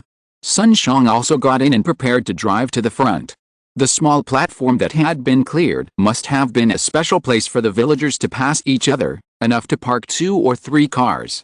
Yukai spotted a small path nearby and decided to check it out. From the road, it looked like a large forest of trees. But once he reached the path, he found a large number of shrubs among the trees, making even the path difficult to navigate. It looked like it had been abandoned for a long time. After walking for about 5 minutes, camera held high, and still seeing nothing worth photographing, Yukai prepared to turn back. No one knew what dangers lay within the forest. The closer to the road, the fewer wild animals there were. The sound of vehicles is frightening to many animals, and humans can be dangerous, too.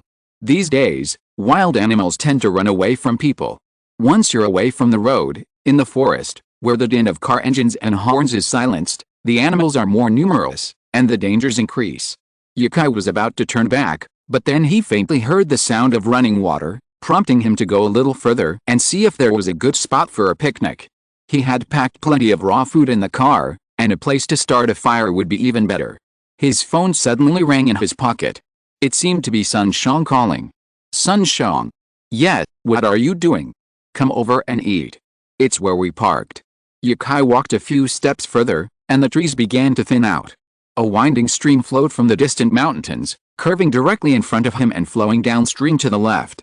The road down to the stream from here had been deserted for a long time, resulting in overgrown brush and jagged rocks that formed a jagged pattern along the path leading down.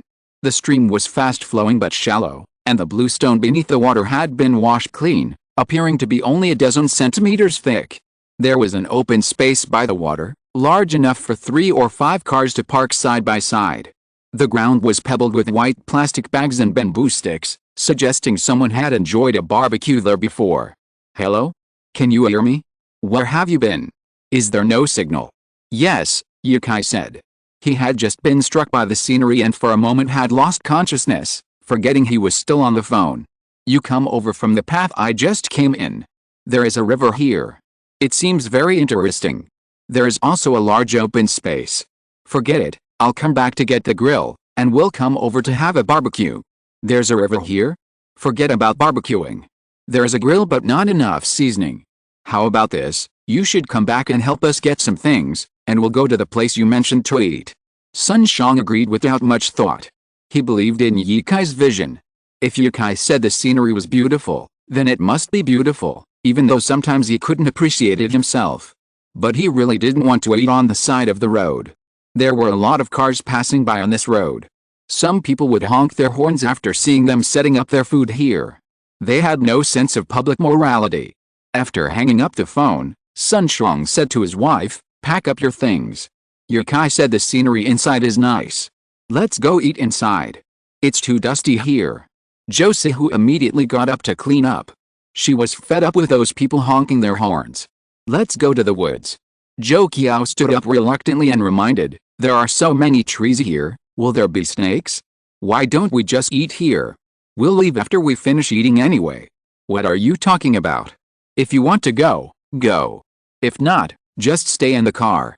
Why are you making so much trouble? I won't bring you out next time. Josie, who was about to explode. If it weren't for her mother's order, she would not have wanted to bring her cousin out at all. The little brat was so young and had to go through so much trouble. After being scolded a few times, her efficiency actually increased. Josie, who was too angry to talk, and Sun Xiang didn't want to make things awkward, so he was busy with his own things. Yukai also came out, put away his camera, and picked up a watermelon from the trunk. Seeing that the atmosphere between them was a bit awkward, he asked, "What's wrong?" "Nothing." "Where is the place you said? Is it far?" Sun Xiang asked, carrying a large basket. Not far. Yukai clutched a watermelon in one hand, his right hand pointing to the spot they had emerged from. From here, it's 5 or 6 minutes along the path. There should be other paths, but I haven't seen any. Let's go. Sun Shang led the way. Yukai watched Zhou Qiao, his head bowed, silent. Then, watching Zhou Sihu glare at him from time to time, Yukai felt like he'd solved the case. Zhou Qiao must have been scolded by Zhou Sihu. The group quickly reached the spot Yukai had discovered earlier. Zhou Sihu's melancholy was instantly dispelled by the mountain scenery. The sounds of nature replaced the city's hum of air conditioning, cars, and televisions. In that moment, the group cast aside any urban trappings and immersed themselves in nature. "It's so beautiful here," Zhou Sihu exclaimed in surprise. A little further ahead, the woods were completely behind them, reaching a cliff more than 10 meters above the stream below. Yukai had already seen the path down the mountain. Although it was blocked by some bushes, it wasn't steep. Bare rocks lined both sides of the path, occasionally glimpsing wildflowers and weeds growing from them. "I'll go down first, you guys be careful," Yukai said. He stepped on the bushes as he descended. They weren't deep, the highest barely reaching calf height, which helped prevent slipping and made it easier for them to descend. It took several minutes to reach safety, and the sound of rushing water grew louder. This must be the hillside of a mountain, because from here, looking down the stream, you could vaguely see a village below. The stream continued straight ahead, flanked by plum trees. The platform Yukai mentioned was on the opposite side of the stream. Sun Shuang said, "This place is perfect for a barbecue." "Not bad. How do we get there?"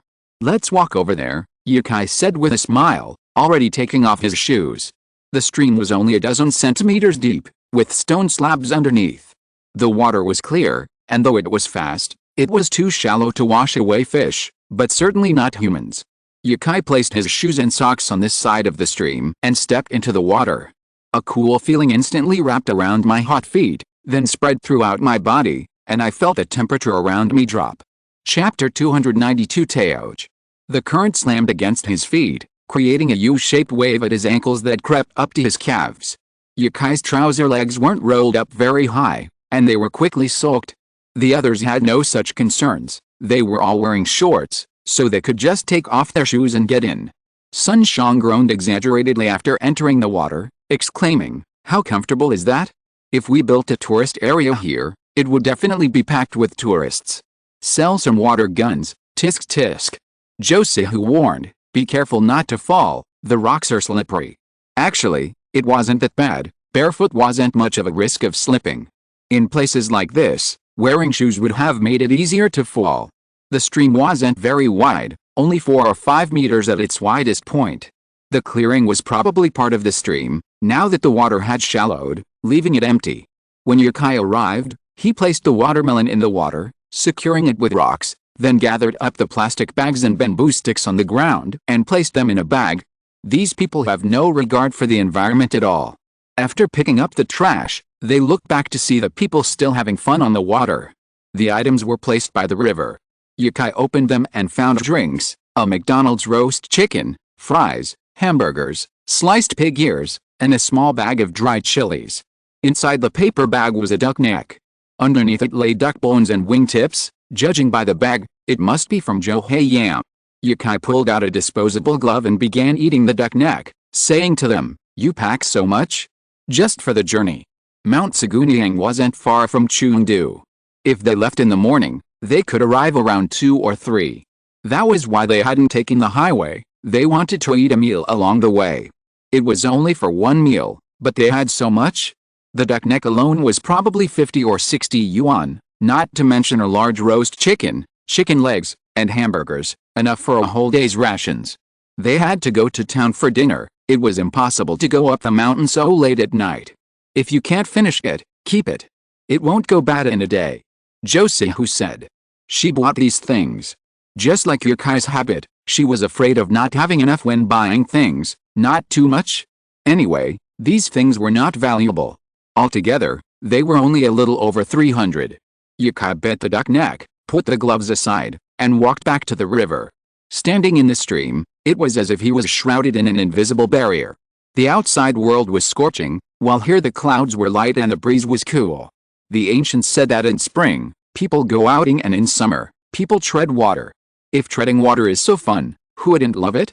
This water should be a mountain spring. Sun Xiang said. Yukai nodded and said, I think so too. Normal water would definitely not be this cold at this time. This river flows straight from the distant mountains, and when it comes here, it forms a 7-shaped corner. They are now at this corner. Zhou Kaiao, hearing it was a mountain spring, asked, Is the water drinkable? Of course, Sun Xiang said with a smile. Go drink it up there, it might be sweet. Don't come drink our foot bath water. Ha ha ha.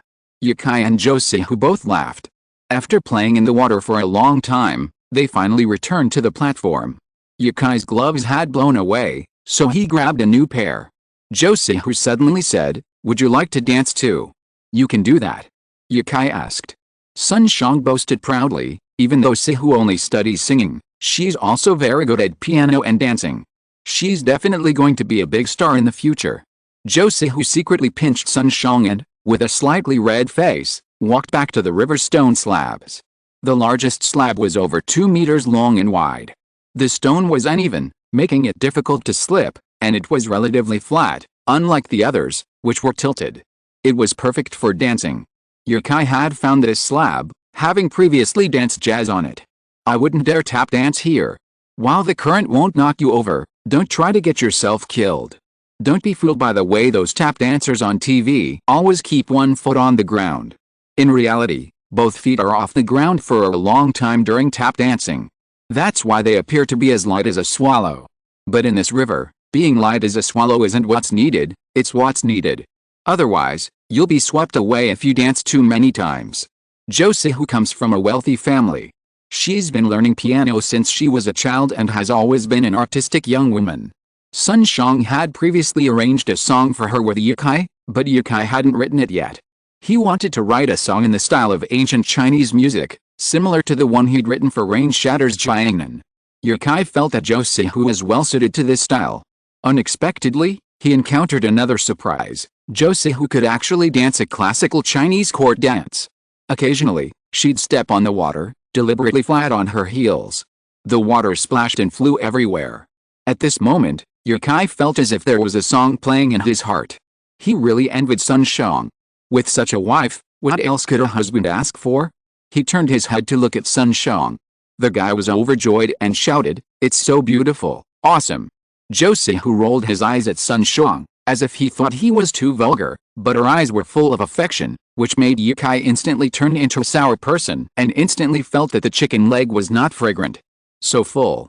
You are like the water in the lake, and I am like the flower in the heart. Yukai was stunned for a moment, and soon he bit the chicken leg and pulled off the disposable gloves, took out his mobile phone and quickly clicked on the screen with both hands. He suddenly thought of a melody. It was very beautiful and suitable for the current atmosphere. When Josie came back tired, Yukai was still writing songs on his mobile phone. Sometimes he would stop to think for a while, and the chicken leg in his mouth fell to the ground without knowing when. Josie sat down and whispered to Sun Xiang, What is brother you doing? Chatting with his girlfriend. Sun Xiang asked, Who told him to find someone from abroad? They are never together, unlike us who can go out and have fun anytime. You're going to die. Josie stretched out her claws towards the tender flesh on Sun Xiang's waist. All women have learned this skill without any teacher, especially some girls with thin skin, who have practiced this traditional skill to perfection. I thought of a melody. Yukai took back his phone and said, It can't be called a song for the time being. Well, it feels more suitable for dancing. I thought of it when I saw Sihu dancing just now. You can write songs by watching me dance. Josie said that you composers are amazing. Sun Xiang suddenly thought of something and asked, Now that you mention this, I remember. Didn't you say you wanted to write a song for Sihu last time? How is it going? Do you have any ideas? I do have some ideas, but I haven't found the right environment to write it. The song Rain Shatters Jiangnan I wrote a while ago was actually meant for you guys. Yukai turned to Josie and asked, Sihu, do you like the style of Rain Shatters Jiangnan? Yes, I like it very much. Josie nodded vigorously. She loved ancient style so much that she even joined the Hanfu club at school. That's fine. It took them a while to finish half of the food. The leftover fast food was packed together and thrown away as trash later, and the cooked food could be eaten as a midnight snack in the evening. A day wouldn't spoil it. Chapter 293 Rilling Town. Before leaving, Sun Shuang saved the location on his navigation system. He planned to use this place as a backup for a barbecue. The scenery was simply stunning. Most importantly, the river water was icy cold, without the heat of many rivers outside. A barbecue here wouldn't be as scorching as outside, but this was supposed to be in the forest, which presented a problem. Open flames weren't allowed in the forest, so this place was only a backup. They returned to the car with the trash and continued driving towards Mount Siguniang. Everyone was exhausted from the fun. Zhou Sihu and Zhou Qiao leaned back in their seats and slept. Sun Shuang was still driving, and Yukai ate in the backseat. There were still a lot of snacks left, and if they weren't eaten, they would go to waste. In this weather, they wouldn't last long before they'd go bad. The bad road section was behind them, and Yukai could eat while looking at his phone. He generally didn't get carsick, unless he was sick and still using his phone in the car, in which case he'd get nauseous. Zhou Qiao was lucky to have fallen asleep, otherwise Yukai would have worried about him getting carsick again. Sun Shuang's voice came from the front. Can you please stop eating? My mouth is watering. How about you drive for a while? I need a break. I'm kind of sleepy. No, Yukai said flatly. Sun Shuang rarely slept. 4 hours of sleep at night would keep him awake all day. Back in college, when a group of us went out all night, everyone was exhausted, but this guy was so energetic that he could still go to class the next day. Yukai couldn't believe he was sleepy after driving for a few hours. Wow, you're so cruel. Sun Shuang whispered, afraid to wake Zhou Sihu. After driving for another 2 hours, they arrived at Siguniang Town. Formerly known as Rilling Town, it had only been renamed Siguniang Town a few years earlier. It belonged to the ABCZQZ prefectures, and judging by the architecture, the residents were likely mostly Tibetan. Yukai's phone rang with a notification as he entered Ob Prefecture. It instantly brought back memories of his trip to the snowy region. In a small town, he'd met a pilgrim from Ob Prefecture. It was from this place that he'd made his way to LS, step by step, kneeling every 3 steps and stooping every 5 steps. After a year, that gentleman should have returned to his hometown, right? Sun Shuang parked the car under the hotel that they had booked before. Since they didn't have much luggage, they went up to check out the rooms and booked 3 rooms. Yukai and Zhou Sihu both stayed in single rooms, while Sun Shuang and Zhou Qiao stayed in double rooms. On the way upstairs, Sun Shuang looked at Zhou Qiao with resentment. Since they were all well off, the hotel they chose was certainly not an old and shabby guest house, but the best hotel in the town. This town was a must-go place for tourists who came to climb mountains, and hotels abounded. The lights in the room had 3 modes, the air conditioning was central, and there was almost no sound, and the TV was a 50-inch LCD TV. Probably few people watch TV when staying in a hotel. They all turned it on to play with their phones or do other things, leaving the TV on. After dropping off his bag of groceries, Yukai headed out. Just then, Sun Shuang and Zhou Qiao were walking towards him. Seeing Yukai, they asked, Yukai, what are we going to do next? This is your specialty, you decide. How should I know? I've never been on a mountain before. Sun Shuang scratched his head, frowning. Well, how about we find a guide first? Then we'll go for a walk around and see the sights. Sihu and Zhou both have cameras, and they want you to teach them. Yukai then noticed a camera hanging from Zhou Qiao's belt. It was probably a small, mirrorless camera. No problem.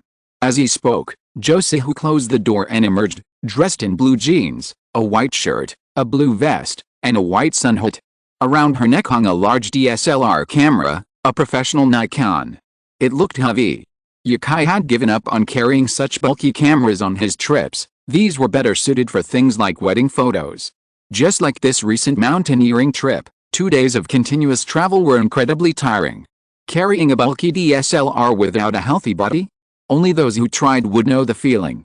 Yukai remained silent. If Zhou Sihu couldn't lift it, there was still Sun Shuang. Let's go then. Sun Shuang said. Siguniang town wasn't very developed, with seemingly few streets. Upon approaching, there was only one main road, but there were many tourists from other places. Most of them were young men, with only a few women, and only 1 or 2 occasionally. Yukai and his team were in professional mountaineering groups, so they needed a guide, just like climbing Mount Everest requires hiring a local Tibetan guide or Sherpa. Sun Shuang, Ever the social butterfly, quickly found out where the local guides were and had them arranged before 3 o'clock. The guides consisted of 3 people, 2 Tibetans and 1 Han Chinese. The leader was Han, but Yukai didn't know his name. He was only known as Brother Kyang, in his 30s, and judging by his appearance, he wouldn't have noticed he was Han. He'd spent so much time in the plateau that he felt assimilated. Brother Kyang and a few others bought hiking gear before returning home, agreeing to meet outside the hotel the next morning. "What are you doing now?" Zhou Qiao asked. "Of course, going out for fun," Sun Shuang said. There wasn't much to see in the town. It was just a Tibetan-style town with few specialty shops. It was far less appealing than heading directly to the snowy region. The best scenery here wasn't actually at the summit of the snow-capped mountains, but in the 3 scenic spots surrounding the town: Shuangqiaogao, Hazagao, and Changpingao. Shuangqiaogao was accessible by road and featured a scenic wooden plank road. It was the only route through the 3 gullies that didn't require horseback riding, and the scenery here was concentrated and the most captivating. After a long discussion, Sun Shuang said, "This is it. Everywhere else requires horseback riding, and we can't get there without horses." Speaking of horseback riding, Josihu asked, "We're going horseback riding tomorrow, right?" Tomorrow morning's route was a 20-kilometer hike from here to the second peak base camp. Cars wouldn't be allowed along the route, so it would be a matter of either hiking or riding horses. Yukai wasn't worried about that. He was probably a better horseman than even the locals. "Just sit on it," Yukai said. "The horses won't run, so the guide will definitely lead the way. Don't worry, it's easy." They climbed back into the car, set the navigation, and headed for Shuangqiaogao. The 3 people not driving opened the windows to take in the view. The surrounding scenery was typical of western Sichuan, with vast mountains, or perhaps snow-capped mountains. Along the way, there were many fruit vendors, inns, and hotels. Shuangqiaogao got its name from the 2 wooden bridges built by local residents to facilitate travel. One was made of willow wood, commonly known as the Willow Bridge, and the other was made of redwood, commonly known as the Bayan Bridge. Beyond the bridges, the surrounding area was filled with grasslands where yaks and horses grazed. Not far away were lush green mountains and a turquoise lake. Yukai was amazed by this wonder created by nature. Entering the valley, the Yin-Yang Valley is steep, winding, deep and full of hidden caves. The shutter was pressed many times along the way. At the same time, Yukai also guided 2 novice photographers to take pictures. Chapter 294, Fellow Villager, What to Eat. They spent hours playing here, the scenery like a gallery of splendid paintings, captivating them. Josihu handed Yukai the camera and asked, "How about this one?" Yukai took a look and handed it back. The composition was pretty good, a natural advantage for girls, but Josihu wasn't very familiar with the camera settings yet, so she could only practice by taking more photos. "Not bad. Take a few more. We'll delete the ones we don't like when we get home tonight." Zhou Qiao also handed Yukai the camera and asked cautiously, "What about mine?" Not bad either. Take more photos too. If you want to get started, look at other photographers' photos. A few hundred photos should get you much better." Composition was a problem. After taking dozens of photos, Yukai still had no idea what he was shooting. Alice, they all went through this stage. Before Yukai entered the industry, he didn't understand composition or color. It's a necessary process for newcomers. It was almost dusk. The snow-capped mountains in the distance were shrouded in rain and fog, their peaks looming. Yukai wondered what the snow-capped mountains would look like hidden behind the clouds. Tomorrow, no, the day after tomorrow, we'll find out. They were currently nestled in a redwood forest. Surrounded by the valley and towering redwoods, one felt truly insignificant, the surrounding silence eerily intimidating. "Let's go home, shall we? It's getting late," Yukai said. Josihu, looking at the sun setting in the distance, said, "Well, it's already this late. I guess we won't have time to go out and play after we go back and eat." "There's nothing much to do, let's eat and go to bed early," Sun Shuang said, leaning on a stick. He was the most tired person today. He'd been driving the whole time, and after that, he had to accompany the others on a walk through the mountains. Everyone was happily snapping photos, but he was the only one, Barton following behind them with his phone, occasionally snapping a picture. But seeing everyone else holding their DSLRs, he suddenly felt bored. Yukai didn't let Sun Shuang drive, instead driving all the way back to Sagunyang town and starting looking for local food. There weren't many big hotels here, but there were plenty of Sichuan restaurants. Local specialties are simply processed ingredients derived from local geography and ecology, like sea buckthorn juice from Mount Sagunyang. The Shuangqiao Valley boasts China's largest wild sea buckthorn forest. But after a busy day, they weren't looking for these things. Instead, they were looking for yak hot pot, a place to relax and indulge their taste buds. Fortunately, such places were easy to find in town, and the four of them soon found a seat at one. The owner, a native of Sichuan province, spoke in a distinct Sichuan dialect and asked, "What would you like to have, fellow villagers?" Yerkai took the menu, asked a few people, and then said, "Yak mushroom soup, please." Unlike other hot pot restaurants, this one didn't offer many side dishes. It primarily consisted of various mushrooms and yak meat. The altitude was already high, and the temperature dropped rapidly after sunset. However, the air-conditioned restaurant was cozy and warm, and everyone chatted while waiting for their food to be served. "The food's here, fellow villager, let me pass." The owner arrived with a hot pot. Mushrooms floated in the clear broth, along with a small plate of vegetables and another small plate of beef. These two small dishes weren't enough for one person, let alone four. Everyone looked at each other and ordered a few more plates of beef. A small plate of yak beef, just a few slices, cost 200 yuan. This whole meal, without feeling like I'd eaten anything, cost over 1,000 yuan. But since they were only eating yak beef, the other dishes wouldn't be so expensive, but then again, there weren't many of them. After everyone finished their meat and ordered a few more mushroom dishes, Yerkai reminded them, "Don't overeat.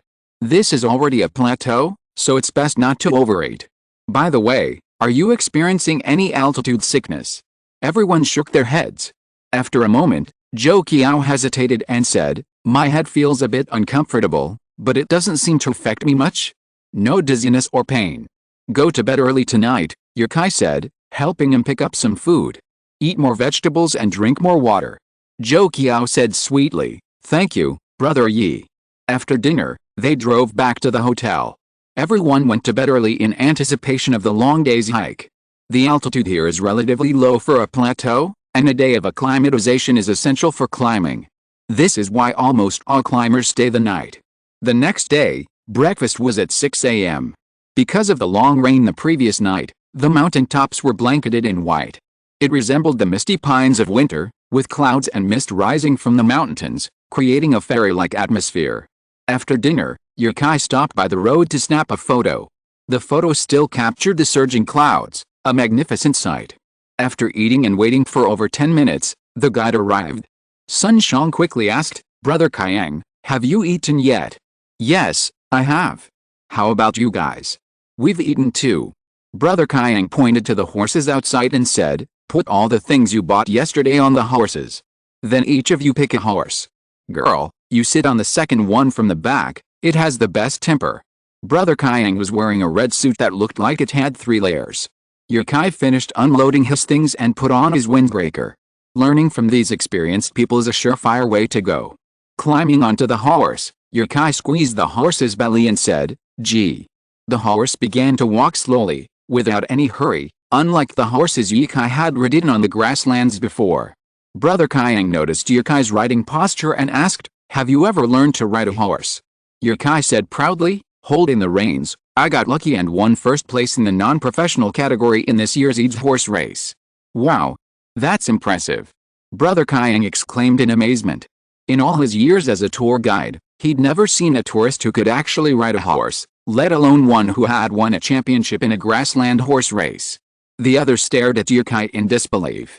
One local Tibetan looked at him with distrust, clearly thinking Yerkai was bragging. Seeing the relatively flat road ahead, Yerkai asked, "Do your horses run well?" "Not bad. We usually ride these horses on mountain trails, but they're definitely not as good as Mongolian horses.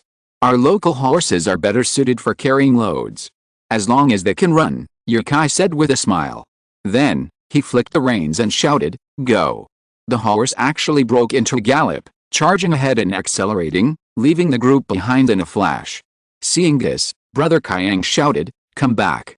Don't leave the group." Seeing Yerkai's speed, the others couldn't help but be incredulous.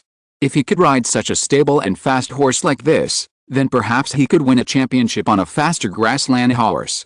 The sound of horse hooves approached from afar. Yukai was riding back. The sound of Yukai's laughter gradually became clearer. Haha, it's been a while since I've ridden a horse.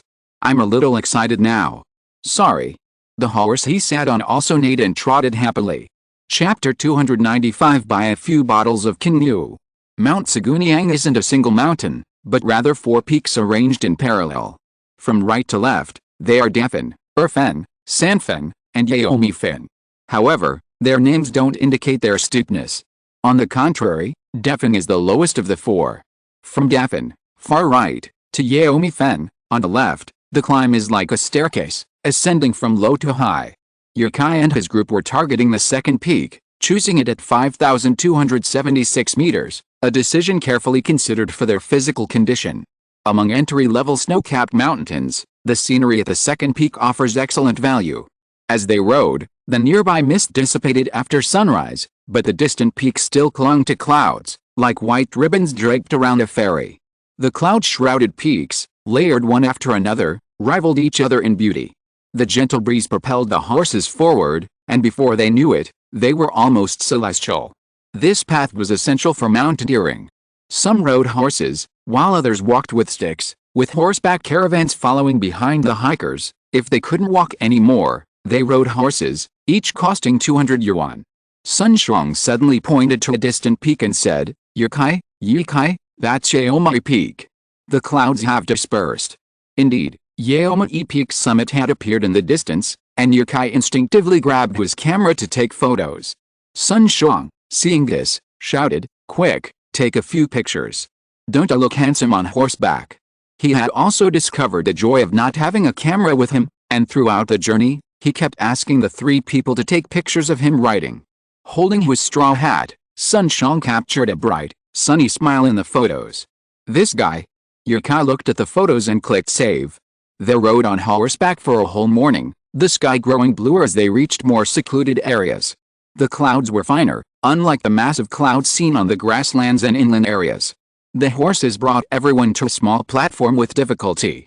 Some areas along the way looked like grassland or flat land, but in fact, they were the mountainside.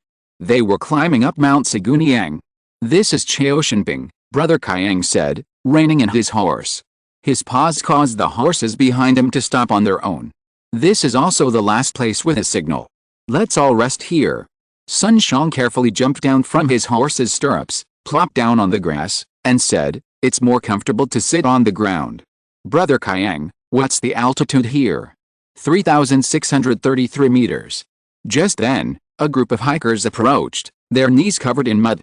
"The trails here are so difficult to navigate, that's why every household in Rilin town keeps horses, sometimes for their own use and sometimes for renting to tourists. The hikers also rested here." One young man's eyes lit up when he saw a girl in Yukai's group, but then dimmed when he saw the others. The group, with only a few people, had obviously hired a private guide. The girls in such groups were usually boyfriends, which was a shame.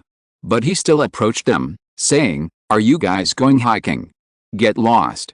Sun Shuang said in a sullen tone. His butt was aching, and he lay down on the grass, as if that was the only way to soothe his injured hip. "No one should think of disturbing me at this time." The young man looked a little helpless and turned back to his team. Josihu didn't say anything, but took the camera and took pictures everywhere happily. Sometimes he took pictures of Sun Shuang who was lying down, and then went to take pictures of Yukai who was sitting on the rock and looking at the scenery. This is the last place with signal after going up the mountain. Everyone took pictures and posted them on WeChat moments before leaving. In the afternoon, we arrived at a supply point, which was also the only supply point. We ate a bucket of instant noodles for 10 yuan, with a stick of starch. The taste was very ordinary. Although it was the same brand, I just felt that it was not as delicious as when I made it at home. However, we didn't come here to enjoy life, so we quickly ate a bucket of instant noodles. Hot water here also costs 5 yuan, and several people refilled their thermoses with hot water. When we got to this place, the temperature was already very low, and the higher we went, the lower the temperature was. Hot water was a must. After finishing his instant noodles, Brother Kayang asked, "Did you bring any Kinyu?" Sun Shuang looked at Yukai in surprise and asked, "Why bring Kinyu? If you didn't, buy 5 cans each." We need them tomorrow morning. They're very effective. Yukai quickly asked, does everyone who comes here to hike buy them? They're a must-have drink. You're new here, right? It won't hurt to bring any. There are a lot of Japanese people over at Chaomi Fang's place now. I bought a truckload and left it at their base a few days ago. Isn't it just about buying King new? Yes. It's more expensive here than down below, but Yukai didn't feel ripped off at the moment and readily let the owner take one. Sun Shang unpacked the King new and winked at Yukai. Boss Yi, business is booming. You're welcome. It proves the fatigue fighting effects are pretty good. Continuing on, the altitude rose higher and higher, and everyone's pace slowed down, climbing one step at a time. The temperature also dropped. Yukai had already packed on extra clothes when he left home this morning, and now he felt nothing. Sometimes, he could see white snow or frost on the grass by the roadside. The frost and snow on either side of the road seemed to be guiding them. Brother Kayang said, if you're cold, put on some clothes. Don't catch a cold up here. If you have altitude sickness, tell me. Your life is yours. Sun Shang and Zhou Sihu were fine. Seeing Zhou Qiao shivering slightly, Yukai rode over and said, are you cold? I'll get you some clothes. No, not really. Aren't we almost there? You can get some clothes when we get to base camp. Okay, good luck. Yukai smiled at him and followed. Zhou Qiao gasped, exhaling a long puff of white air. He wasn't cold. He'd added some clothes when everyone else did this morning, but his legs were freezing. He was afraid of the heat, so he'd only worn a pair of pants that morning. He hadn't expected the temperature to be so low. Fortunately, he hadn't walked, but even on horseback, Zhou Qiao's legs still trembled slightly. He could only cling to the horse's belly, feeling the slight warmth from it. Seeing that they had no motivation, Brother Kayang said, the last few hundred meters will take us to the second peak base camp. Hang in there, and you can rest once you get up. Hearing that there were still a few hundred meters to go, Yukai looked up, but still could not see anything. It was not yet the snow line here, and most of the place was still green grass. It might be because it rained yesterday that there was frost on the grass, and it was for this reason that the temperature on this section of the road became even lower. There were many eagles flying in the sky, in large groups. After climbing up the platform where the base camp was located, the most common things to see were tents, but the most conspicuous were the two stone houses. Sun Shang saw a tourist coming out of it and asked Brother Kayang, Brother Kayang, what is that house used for? Does it sell things? That's for living. Don't think about it. Set up the tent. He took off the equipment on his horse's back and put it on the ground with a muffled sound. He added, that was built by the travel agency. It has nothing to do with us. Chapter 296, Departure, Target 5,276 meters. As Yukai pitched his tent, Sun Shang ran over from the stone house and, as if to tell him something in secret, said, that room can accommodate travelers. Mixed sex. Mixed? Yukai looked up and asked. Bunk bed. That's about right, Sun Shang mumbled, not quite sure. Yukai's men kept busy, saying, I'm still choosing the tent. Whoever wants to sleep in the bunk bed can have it. Come on, give me a hand. I'm not going either. It smells like feet, and they're still eating in there. Sun Shang helped Yukai pull a rope and set the tent up. The men were selling high-altitude tents, and the sleeping bags were the most expensive and premium. There was no need to settle for bunk beds. Besides, the prices there wouldn't be cheap, starting at least 100 yuan. Even though it was mixed sex, you could imagine how many women there were. It took an hour to set up all the tents, and then they started using gas cans to boil water and cook. This base camp was constantly ravaged by the hordes, leaving teams arriving late with nowhere to pitch their tents. As a result, some of the groups behind them mixed up, while others opted to sleep in the stone houses. Yukai heated up a can of 8 treasure porridge with water, handed it to Sun Shang, and gestured toward the tent. Sun Shang nodded and headed inside. Zhou Sihu and Zhou Qiao were both starting to suffer from altitude sickness. Zhou Sihu had been feeling fine when she first ascended, but suddenly felt dizzy while setting up the tent. Zhou Qiao's condition was worse. Kayang and the others had already started eating. Yukai walked over to Zhou Qiao's tent with the warm 8 treasure porridge, unzipped it, and stepped inside. Have something to eat. Thank you, Brother Yi, I don't feel like eating. The tent was small, with a waterproof and heat-insulating mat placed on the fabric. Next to it was a small, battery-powered heater. There was only one, and Josie who had brought it with her. His sister hadn't used it yet, so Jokiao used it first. Yukai sat down at the other end of the stove and asked, "How are you feeling now?" "Headache, dizziness, I'm so cold." Jokiao regretted it so much. If he had known this would happen, he should have changed his pants before coming up. At worst, he could just put on another one without taking off his pants. It would be better than this. No Zuo no die. He really got himself killed. Brother Kayang had measured Jokiao's heart rate before. His blood oxygen level was 70, which was normal, but his heart rate was as high as 135. Yukai's heart rate was not even over 100 now, so you can imagine how fast Jokiao's heart was beating. Woo woo woo. Yukai cursed inwardly and quickly said, "Hey, don't cry." Just then, Brother Kayang called out from outside the tent, "Little brother, would you like a cup of ginger tea?" Yukai unzipped the tent, took the ginger tea, and said, "Thank you." He can't eat right now. Can he go up the mountain like this tomorrow? Brother Kayang leaned in to see what was going on. He said angrily, "Go up the mountain?" I wanted to take him down the mountain. I told him to wear something warm to avoid catching a cold, but he went up the mountain in just a pair of pants. Woo woo woo. Okay, I won't say anything. You should get some rest. Brother Kayang retreated. Not long after, Sun Shang arrived, holding several unopened packets of heat packs. "Zaya Okio, these are your sister's heat packs. You have to hold on. We have to reach the summit together tomorrow." After Sun Shang helped apply the heat packs, Yikai and Sun Shang left the tent together. The sun set. Sun Shang and Yikai, both warmly dressed, reached the cliff's edge. Gazing at the pitch-black darkness below, Sun Shang sighed deeply, a hint of annoyance. We haven't even started climbing yet, and already so many unexpected events have occurred. Jokiao definitely won't be able to make it. He knew Jokiao couldn't climb in his current state, and his words were merely comforting. Yukai patted Sun Shang's shoulder and pointed to the sky, saying, "Look, what a beautiful starry sky. Only on the plateau could one see such a beautiful starry sky." On cloudless nights, one could see that the night sky wasn't necessarily completely black. The two found something to cushion their gaze and sat there, gazing at the sky. Yukai wanted to wait until later to capture a more beautiful starry sky.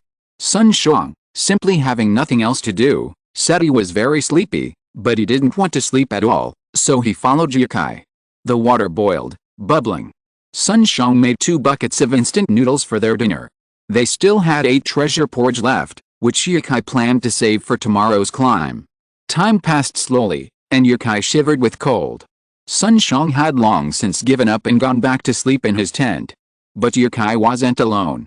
Many people were waiting with their cameras, their desire the same as Yukai's, to catch the perfect moment to capture the most beautiful sky. It was the first time Yukai had seen so many photographers in one place. There were undoubtedly both beginners and veterans among them, and he wondered if they would recognize him. Besides them, there were also team leaders, who would occasionally leave their tents to check on their team members. Brother Kayang checked on Jokiao every hour. He was now particularly concerned about Jokiao. Whether he could climb the mountain tomorrow was another matter. He was worried that Jokiao's altitude sickness would worsen. At 11 o'clock in the evening, Yukai's hands were as cold as iron left outside in winter. Finally, the clouds parted completely. While there was no beautiful Milky Way or bright moonlight, the snow-capped mountains were close at hand. Tibetans worship snow-capped mountains as goddesses, and in ancient Sichuan province, this area was also called Siguniang Mountain. These snow-capped mountains truly possess a pure beauty, unique and elegant. Finally taking a photo he liked, Yukai saved it, then looked up at the sky, figuring there wouldn't be a better view. He quickly went to his tent and slid into his sleeping bag. Many people were still waiting outside to take photos, but the best view only lasted a moment. If they missed it, the whole day would be wasted. It was cold outside, but the heat inside his sleeping bag was unbearable. He didn't dare put his hands outside, as it was too hot to fall asleep. Yukai had no idea when he fell asleep, but it felt like he hadn't slept long when Brother Kayang woke him. It wasn't even 3 o'clock yet, and he'd only slept for a little over 3 hours. Seeing Yukai awake, Brother Kayang went to call someone else. Stepping out of the tent, he saw the entire base camp ablaze with life. It wasn't even 3 in the morning, and the lights were on. Some, like Yukai, were emerging from their tents, bleary-eyed, while others were checking their gear. To Yukai's surprise, Zhou Qiao had also emerged, fully dressed. His face was a little red, but he seemed quite energetic. Zhou Sihu, on the other hand, couldn't get up. She'd already had some altitude sickness the previous day. For some reason, she'd stretched her hand out while sleeping, and naturally, she'd caught a cold. When Yukai went to check on her, Zhou Sihu quickly shielded her face. But it was too late. Yukai saw her pale face, her once pretty lips swollen like sausages, a truly pitiful sight. Knowing she couldn't climb, Zhou Sihu burst into tears. She'd endured 2 days of hardship just to get to the summit today, and now she could only watch her companions ascend while she remained at base camp. Zhou Sihu thrust her camera into Sun Shuang's hands and said, tearfully, "Please take good pictures when you get up there. Please, take good pictures." These words dispelled the longing for parting. Brother Kayang gave everyone a final check of their gear. After downing their headlamps and trekking poles, Yukai took a sip of the freshly warmed porridge. Brother Kayang glanced at everyone, then at the teams that had already set out, and said, "Let's go." They set off, their target altitude 5,276 meters. Chapter 297, Reaching the Top. At 3 a.m., we began our march through the starless mountains. After only 100 meters, we saw the snow line, the equilibrium line where snowfall and annual meltwater equal each other. Above the snow line, annual snowfall exceeds annual meltwater, and the snow accumulates year after year, forming what's known as perennial snow. Here, the sound of footsteps became the crunching of snow. Brother Kayang had emphasized the need for less chatting and talking during the meeting, so Yukai could only hear a flurry of panting. No one had gotten enough rest on this plateau, and fatigue combined with altitude sickness severely tested many's physical fitness. The higher we climbed, the deeper the snow became. Brother Kayang led the team, stopping and starting at steeper slopes, allowing ample time for rest. Every step on the steep slopes required extreme caution to avoid slipping. After all, no one could see what the road looked like beneath the snow. The gentle slopes presented a different kind of difficulty. Snow accumulated year-round on these gentle slopes, so much so that a single step would often cover the ground above the knees. Fortunately, the trail had been trodden by the group ahead, so Yukai and his group were in the second group and less exhausted. Zhou Qiao stared straight ahead, following in the footsteps left by the others. The blush on his face grew more pronounced. He checked the time. The group had only been walking for 10 minutes. Brother Sun, he whispered. Sun Shuang, who was ahead of him, very close, heard Zhou Qiao's call and turned back, panting heavily, but without stopping. He said, Huh? What's wrong? My head's starting to feel dizzy again. I feel like vomiting. Sun Shuang was at a loss for words. Do you think I'm feeling well? He was also a regular gym goer, in better shape than most of his peers, and he did aerobic exercise every day. An hour ago, he'd believed he'd be the one to reach the summit. But now, looking at the group ahead, he felt his own weakness. After less than 20 minutes, he was already panting heavily. Every step felt like dragging rocks, like he was carrying dozens of kilograms of weight strapped to his legs. The Tibetan guide walking behind them said, "Can we climb? If not, you can walk down. It's very close to base camp. It's a 10-minute slide down." Everyone heard this and turned back to look at the camp.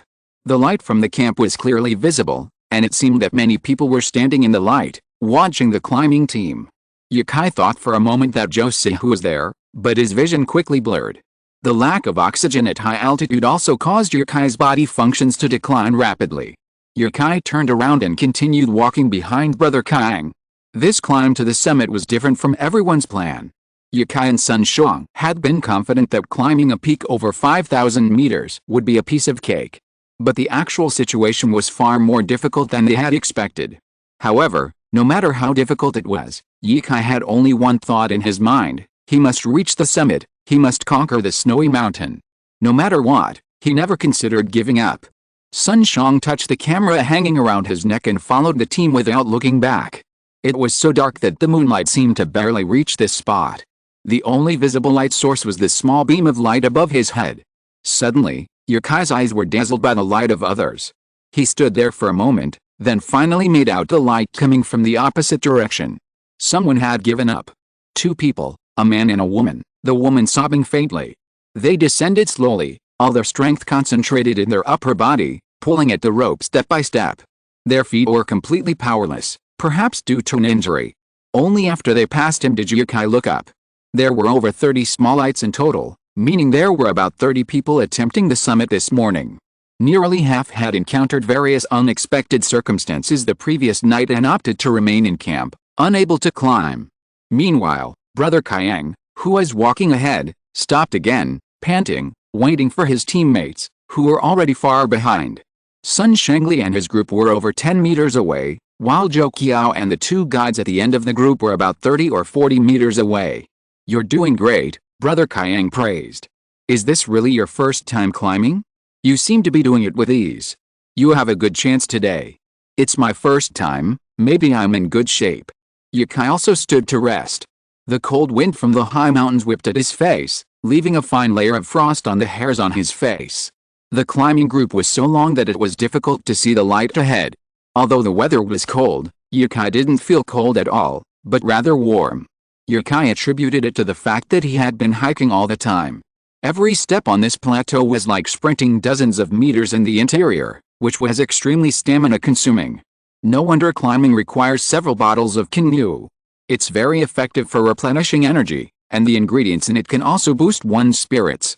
After waiting for 10 minutes, Zhou Qiao finally approached. Brother Kayang, growing colder from the prolonged wait, said in a deep voice, "Hurry up, we're running out of time." Zhou Qiao suppressed the soreness in his nose and said, "You guys go ahead. I'll just walk slowly on my own." He had already given it his all. He was reluctant to go down the mountain, let alone catch up with his teammates. 17 or 18 is the most determined age. He didn't want to hold the team back, but he was now a burden.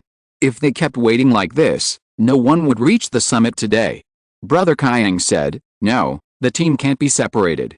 This young man wasn't in good health. What if something happened? Although he had signed a waiver, it was of little use. If anything happened, he would still be held responsible. Zhou Qiao pleaded, "I beg you, please go ahead. How about I take you back?" One of the Tibetan guides asked. "No, I'll walk slowly. I'll climb to the top even if I have to." Zhou Qiao gritted his teeth. It had to be said that Zhou Qiao had become a bit more manly at this moment, and Yukai had a certain admiration for him. Previously, Josihu had always done everything for him, like a giant baby. Although Yukai still appeared polite to him, he secretly looked down on him. He wasn't manly at all. At his age, Yukai hadn't thought of traveling. At that time, his family had just experienced a major change, and as the only son, he certainly couldn't stay out of it. After the college entrance examination, he went to work at Foxconn and earned more than 8,000 yuan in 2 months. Brother Kayang frowned, thinking that this little brother was so stubborn. It was impossible to let him climb the mountain alone.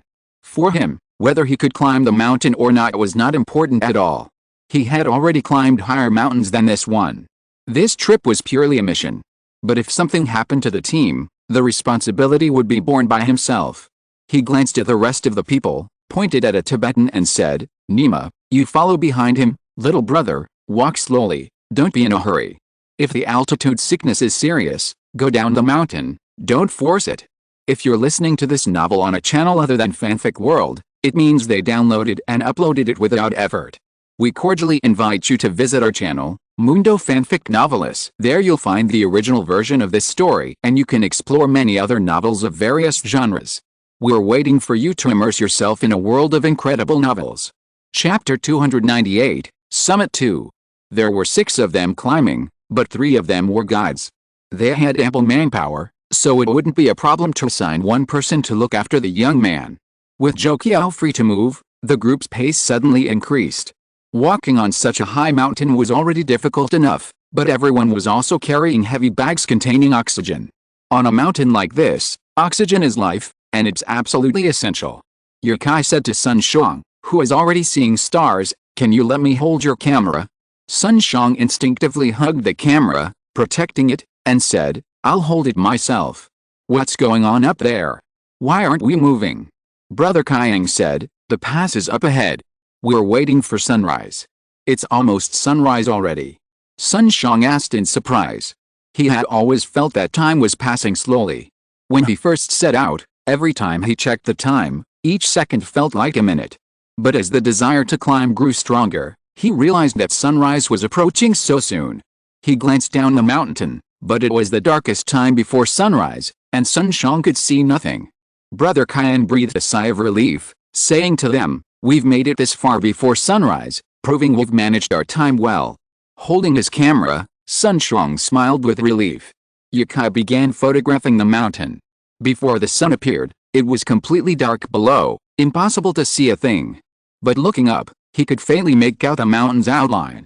The naked eye couldn't see it clearly, but the camera could. The image in the camera, however, was a blue hue, as if Yukai were in a sci-fi film. He was photographing the summit of the second peak, which, from this angle, looked a lot like Mount Everest. Only about 10 people had made it this far, and everyone was resting, tired yet excited, awaiting the rising sun. Thinking back on everything that had happened, Yukai felt a sense of absurdity, like a dream. Setting out at 3 in the morning, he journeyed through the starless snow-capped mountains, surrounded by thick snow, his searchlight illuminating only the few dozen meters he could see. He was exhausted. It had been a long time since Yukai had felt this tired. The only sound besides the biting wind from the snowy mountain was the heavy breathing of myself and Sun Xiang. We all tried to keep our mouths shut. Our hands and feet were cold, yet we were sweating profusely. If I was in such a state, the other climbers might be even worse off. We couldn't even sit down during rest breaks. We had to stand to prevent altitude sickness, climbing straight up. But it was all worth it. A white glow appeared in the distance, and everyone, regardless of the physical exertion, began to move. One woman even laughed and cried, still holding her camera as she photographed the sun rising in the distance. The sky resembled twilight, a yellow streak appearing like a line at the edge of the distant sea of clouds. The photo I took at that moment looked like it had been photoshopped. And the yellow tint was photoshopped from bottom to top. The sun finally peeked out, a pearl-sized ball of yellow light, but its surrounding halo was vast, like the halo of a bodhisattva's head. The mountain was visible up close, but a little further away, it was all just a sea of clouds. The sea of clouds was thick, much thicker than the ones Yukai had seen on Mount Emily. It gave the illusion of being substantial, the illusion that one wouldn't fall even if they walked on it. These clouds separated them from the lower world. Below was the human world, and above these clouds was heaven. Yukai witnessed the most beautiful sunrise of his life. All the hard work along the way, the hours of suffering, had been worth it, even for this moment. After taking a photo, Yukai looked toward the mountain top. There were even more worthwhile things waiting for him. Today, he must reach the summit of this mountain and stand at the highest point to take in the sea of clouds again. Brother Kayang said, "Eat something, drink King Nu, and get ready to climb the mountain." Yukai felt in his pocket. The chocolate he had in there was long gone. Sun Xiang handed him a handful of QQ candies and said with a smile, "These are Sahu's. Haha, eat them quickly." Yukai smiled back, munching on the candy, pulling snacks from his backpack and putting them in his pocket. He also took out 2 bottles of King Nu and drank them in one gulp. Everyone moved in sync with Yukai, whether they were part of the same group or not. They all began drinking heavily from the King Nu. Seeing this scene, Yukai's mood brightened. King Nu's strategy was sound. They were aiming to find a way through these people and break the blockade of the other companies. Currently, only 2 teams remained at the pass, Kayang's group of 4, and another group of 7. With over 30 people ascending the mountain, these 2 were the only 2 with a chance of reaching the summit. The others had either descended or were still struggling. Among the 7 were 4 guides, 3 tourists, a couple in their 30s, and a young woman wearing a hat. This woman was clearly not a new climber, as she moved with ease. "Let's go together," the other guide invited. Kayang agreed immediately, "Sure." By this time, daylight had broken. The transition from night to day was swift. The moment the sun appeared, the darkness seemed to retreat. Yukai gazed down from the steep slope of the pass. The terrain was incredibly steep, the distant mountains already beneath his feet. 400s of meters below, there wasn't a single climber in sight. "Perhaps the team behind us won't be able to reach the summit today. There's only a single window of opportunity for climbing. After that, the guide won't allow us to continue." This is why Brother Kayang urged everyone to move faster. 11 of us set out together, with the guide leading the way, and everyone following in his footsteps. As the altitude climbed, the trek grew increasingly tiring. The 5,100-meter section above the pass was a patchwork of smooth, interwoven rock faces. Climbing directly was too strenuous, so they had to skirt around the rocks. Crossing the rock face required walking close to the ridge. Brother Kyang led the way, saying, "Be careful. Don't look down, and don't overthink it." Yikai and Sun Shang followed behind, facing the rocks. With so much stuff on their backs, they felt uneasy. The cliff was only a meter away. Brother Kyang would warn them sternly when he noticed any hardened snow or ice, and no one dared to be careless at this moment. The couple had the most difficult time. Seeing the sun, their energy seemed to have drained away, convinced they couldn't reach the summit. Their resolve faded, and they grew increasingly tired, the distance between them gradually widening. Their leader would periodically call out their names. These two were likely the most well-known of the group. Even Sun Shang, who had a terrible memory, had memorized their names. Sun Shang, who had a low sense of humor, couldn't stop smiling at the sight. He finally saw tourists even more distressed than himself. Yikai and the other girl were simply on a roll. Sun Shang wanted to stop and rest, but the wind was so strong on the mountain that standing still for even a few seconds would make him shiver with cold. He could only slowly move forward, but walking was exhausting, and he had to gasp for air every few steps. Touching his camera, Sun Shang kept shouting in his mind, "Come on, you can do it." Yikai had been waiting for Sun Shang, slowing his pace and whispering encouragement. He didn't dare speak loudly. Movies say that talking loudly can cause avalanches, and Yikai was genuinely worried about it. Seeing Sun Shang pause to take pictures, Yikai asked, "How many did you take?" "I can't remember. How could I remember so many? I just took pictures of anything pretty." Sun Shang, however, had always remembered Joseihu's instructions. Thinking he was taking pictures for his wife, he suddenly found filming quite interesting. Yikai chuckled and took a picture of Sun Shang, who was still taking pictures. Looking at the pictures in the camera, Yikai couldn't help but wonder, if I sold this picture to Joseihu, how much would she be willing to pay? There was little time for conversation or photos. Most of the time they climbed in silence, their heads down at the snow beneath them. The climb to the summit wasn't as romantic as they'd imagined. The waist-deep snow would wear you down completely. The wind whistled, and suddenly, Yikai heard a snap. He quickly looked back and saw that the woman's trekking pole had broken. She had been leaning on it to rest, but when it broke, she lost her balance and fell directly onto the snow, screaming and sliding down. She had no anti-slip clothing, and her fall rendered the grip of her hiking boots completely useless. She had no training in this area and didn't know what to do. Yukai's scalp tingled, and her sweaty body suddenly turned cold. Her husband yelled, "Li Wan!" Luckily, there were well-trained mountain guides behind her. One of them was quick-witted, dropping his trekking pole and grabbing the woman's clothes, stopping her from sliding. Everyone breathed a sigh of relief. Brother Kyang, who was very close to Yikai, said to him, "That scared me to death. Someone on Daffin Peak did the same thing last month. Ugh, keep climbing." Sun Shang, panting, caught up and said to Yikai, "Be careful. This is too scary." "Okay," Yikai agreed. After a moment's thought, he said to Sun Shang, "If you fall, just stick your hands in the snow." The snow, knee-deep, made it difficult for them to fall at their speed, and sticking their hands in the snow would definitely stop them from sliding. But that only required thinking of this solution. The lack of oxygen on the plateau had paralyzed everyone's brains, making them almost mentally retarded. Yikai only came up with his self-rescue plan later. Brother Kyang's words stayed with Yikai. Could even the safest Daffin Peak have killed someone? The couple had already been struggling to walk, and this shock had completely paralyzed them. The woman passed out from lack of oxygen, and the man was unable to continue climbing. The guides decided to have 3 guides from the other team take 2 people down the mountain, leaving 1 guide and 1 tourist to continue climbing. The 11-member team was instantly reduced to just 6. At that moment, they were still 2 kilometers from the summit. Chapter 299, Summit 3. Brother Kyang, keeping track of the climb time, said to Yikai, "You can save your energy. We've been walking fast in the first half, so we might reach the summit early." Yikai nodded, turned around, and saw Sun Shang had stepped into another snow pit. He went over to help him pull his leg out. The higher they went, the deeper the snow became, making each step more difficult. There were also many snow pits, and if you weren't careful, you could easily fall into one, requiring a lot of effort to pull yourself out. Why did you step in again?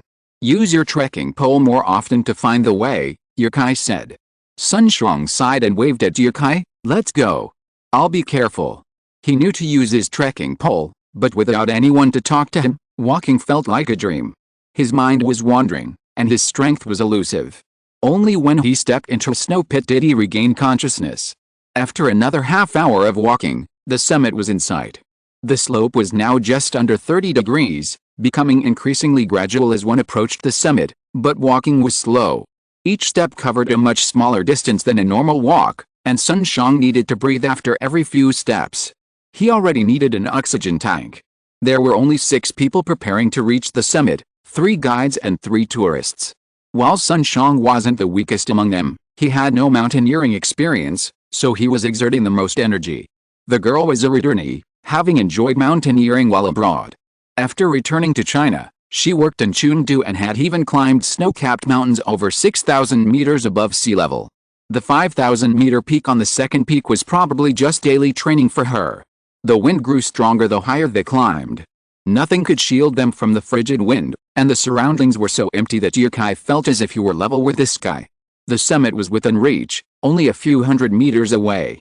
The slope was gentle, except for the first half hour of climbing. Yukai had never seen such a gentle snow slope.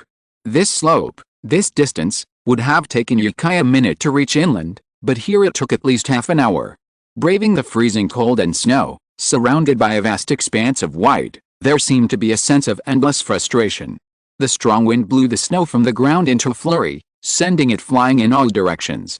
Brother Kayang and another guide had already reached the summit, and the overseas returnee was also nearing the top, with only a few steps to go. A stone inscribed with the words Erfang stood firmly on the summit, facing the climbers. Beyond that, small red flags and Tibetan prayer flags, draped in snow, stood at the summit, awaiting those brave enough to climb.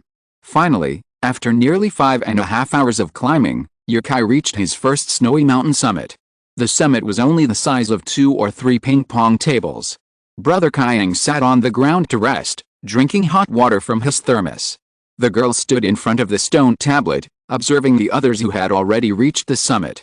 Finally, she approached Yukai and asked, "Handsome, can you take a picture for me?" Yukai had just come up and was watching Sun Xiang climb the mountain when he heard the girl say. Since they were climbing the snowy mountain together, they were comrades, so of course he had to help her with this little favor. He took the camera and said with a smile, "Of course, come over, I'll take your picture." The girl smiled with narrowed eyes, turned around and stood in front of the stone tablet, and said to Yukai, "I'll take a few pictures for you later. There are not many people climbing today, so we should help each other." Brother Kayang saw this and searched his backpack for several handheld notes. On them were written words like summit of the second peak and altitude 5,276 meters. "Do you want it?" he asked. Yukai and the girl exchanged a glance and shook their heads. Yukai thought it was too ugly to take a picture with this thing. Perhaps the girl standing next to the stone tablet thought the same thing. After taking a panoramic shot, Yukai's desire to take pictures was aroused, and he took several close-up shots in succession. This girl has also seen big scenes and has a good sense of camera. The effects of several close-up photos make her look graceful, and her not-so-outstanding appearance becomes charming. After returning the camera, Sun Xiang still hasn't come up. Yukai has also rested enough, his breathing has calmed down, and he began to stand on this peak to look at the picturesque mountains and rivers. The river, of course, he can't see it. Yukai can only see a very beautiful lake on the snow-capped mountains in the distance. It should be called a lake according to the local name. The Sichuan Basin covered by the Sea of Clouds and the Qinghai Tibet Plateau with towering mountains are so clearly demarcated. Behind him is the Sea of Clouds, in front are snow-capped mountains, and 200 kilometers to the south, the Sea of Clouds surrounds a towering mountain, which is the Gonga Snow Mountain with an altitude of 7,556 meters. Just when I was about to sigh that I could see all the mountains, I saw Yao Mifeng standing in front of me. Yao Mifeng, about 1,000 meters higher than Erfen, towered majestically amidst the mountains, surrounded by steep cliffs. Unlike Erfeng's smooth slopes, it seemed so austere, like an unapproachable fairy. Suddenly, a panting sound came from beside me. Turning my head, I saw it was Sun Xiang. He had also come up. When Yukai reached the summit, he was only 20 or 30 meters away, but this distance had taken him nearly 20 minutes to walk. Seeing him about to sit down, Yukai called out, "Don't sit down. Stand for a while and catch your breath." Sun Shuang didn't bother to speak, breathing heavily and taking frequent sips from his oxygen. He was the only one of the people who had reached the summit using oxygen. The others only felt a little breathless, but hadn't yet experienced hypoxia. After a long moment, Sun Shuang suddenly shouted, "I'm fucking up." He didn't dare speak loudly, his voice suppressed. From a distance, he couldn't hear what he said. Suddenly, Yukai laughed. He had been sitting, but he laughed until he lay down on the snow, laughing. Eyes fixed on the sky, Sun Shuang didn't care about altitude sickness. Having rested enough, he too laid down beside Yukai. The sky seemed so close now. This was Yukai's first snow-capped mountain, a virgin peak, after the second peak of Siguniang Mountain, perhaps even the second sister? It had been nearly 6 hours of climbing, starting at 3 in the morning and ending at nearly 9, bathed in the starry sky and enduring the bitter cold, from the ground to the sky. Looking at the surrounding scenery, he felt like he was about to ascend to heaven. The overseas returnee girl suddenly said, "Someone's coming up." Yukai wondered if it was Zhou Qiao, so he stood up to check. It wasn't. It was another climbing team, who had been left behind by Yukai and his team before the pass, and were now gradually approaching the summit. However, they were still a long way off. It would take about an hour to reach the summit from their position. Sun Shuang had walked 20 meters in 20 minutes, so you could imagine how long the last few hundred meters would take. Brother Kayang also came over to take a look and said, "They can't come up. The weather here will change soon, and we have to go down the mountain." Hearing this, Yukai also looked at the sky. Brother Kayang was right. In about an hour, a strong wind was going to blow, and they couldn't stay here any longer. Sun Shuang hurriedly took a few photos, rested for a while, and prepared to go down the mountain. Chapter 300 is on the news. What's the saying about climbing up a mountain being easy but descending being difficult? They set out at night and climbed for nearly 6 hours to reach the summit of Peak 2. With only a brief rest along the way, it was a continuous climb. Only when they descended did they realize how treacherous and long the climb had been, with many slopes reaching 60 to 70 degrees. The scree slopes, narrow gaps, despair slopes, and pass-throughs were fraught with danger. Fortunately, they had climbed at night. Had it been daytime, many would have given up. Besides the dangers, they were running out of water. They'd consumed all their water on the climb, even the last few cans of Kingnu being consumed on the way to the summit. After a dry, non-stop journey, it took nearly 4 hours to reach base camp. The long descent left Yukai in disbelief at how he'd managed to make it.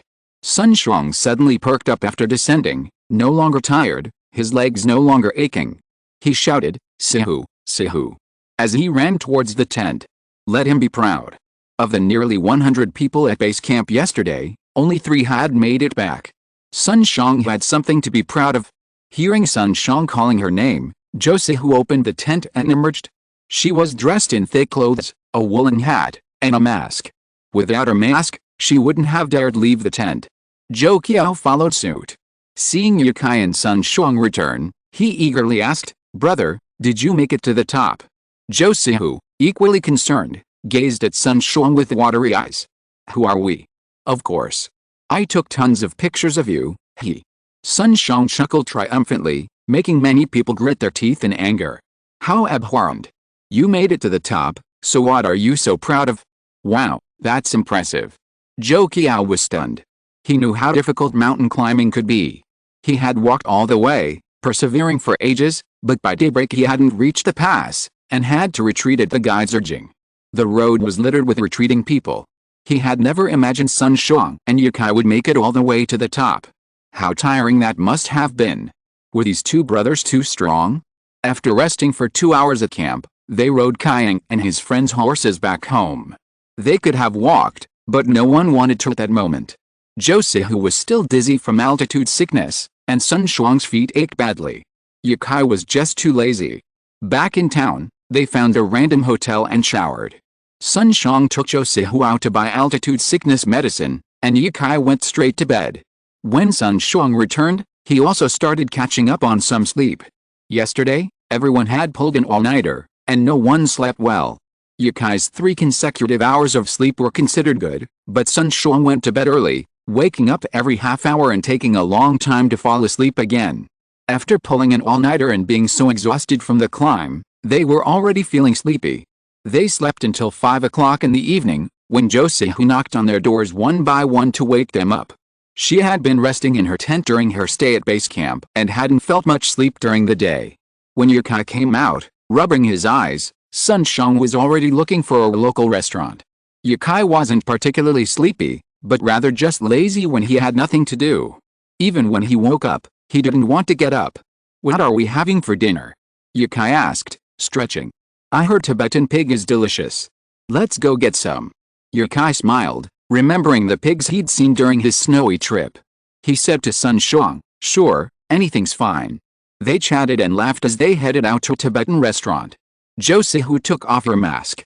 Her lips were still a different color, but they were no longer swollen. Sun Shang banged on the table, yelling, "Hey, hey, hey, what are you looking at? Look at the menu. Order now." Pushing the menu across the way, Yukai said, "You guys order. Bring up some hot milk tea first. I need something warm right now." It was freezing in the mountains. The only warm thing was the water in the thermos, and since he didn't dare open it often, the bland boiled water became a rare delicacy. Thinking of this, Yukai even felt thirsty. As soon as the milk tea arrived, I immediately poured myself 2 cups. Having something hot before dinner was nice, it at least warmed my stomach. Life hadn't been easy these past 2 days, both physically and mentally. But the sight of the snow-capped mountains made it all worth it. Yukai and Sun Shang were both in a state of detachment, not even wanting to wander around. It felt like once you'd seen the ocean, nothing else mattered. After gazing at the peak of the snow-capped mountains, many other scenic spots seemed bland, lacking any merit or special features. I wondered how long this state would last. Coming down from the high altitude, the oxygen concentration increased, and everyone felt a little tired. But after a day of sleep, they couldn't just eat and then go back to sleep. So they arranged to go sing together. Josie, still recovering from her cold, sat and drank tea, while Yukai and Sun Shang were the mainstays. Zhou Qiao, though he seemed to have caught a cold last night, was now feeling normal. But after hearing Yukai and Sun Shang's voices, he didn't feel like singing anymore. Yukai didn't need to say much. Sun Shang, who had been on Singer, sang very well too. This was one of his methods to attract girls in the past. Since both of them sang so well, Zhou Qiao didn't dare to request songs. Josie looked at her brother with amusement. Sometimes when the family gathered in KTV, Zhou Qiao was the microphone tyrant. He was the one who always occupied the microphone. It was exactly 7 o'clock at this time. Sweet City, Yukai's home. After King Niu got on the right track, Yizi Uqiang had more free time every day, and he could get off work on time for dinner every day. After dinner, watching TV with his wife and going shopping is better than working all day. The TV was playing a program that was useless even if he changed the channel at 7 o'clock every day. Yizi Uqiang, whose mind was wandering, suddenly heard his son's name. Recently, the new book by Yukai, a famous Chinese writer, was released in the UK. The sales volume in the local UK has exceeded 3 million copies, and it has been listed in the local bestseller list. Yukai is an outstanding literary worker in our country. His works include The Legend of Sword and Fairy and Nirvana in Fire and other well-known domestic works. Now his third novel has also achieved excellent results abroad. Yizi Uqiang stared at the TV for a long time without coming back to his senses. My son is on the news? The new book has sold 3 million copies abroad? Why didn't this brat tell the family any news? He didn't even tell a word about such a big thing. The TV was still talking about Yukai's new book, and Yizi Uqiang hurriedly shouted towards the kitchen, "Don't wash the dishes, come out and see your son." End of this chapter. Thank you very much for reaching the end. Don't forget to like. Looking for more exclusive content and immediate access? Subscribe to our Patreon. Remember, every like, subscription, or donation encourages us to continue. Thanks to everyone. See you in the next video.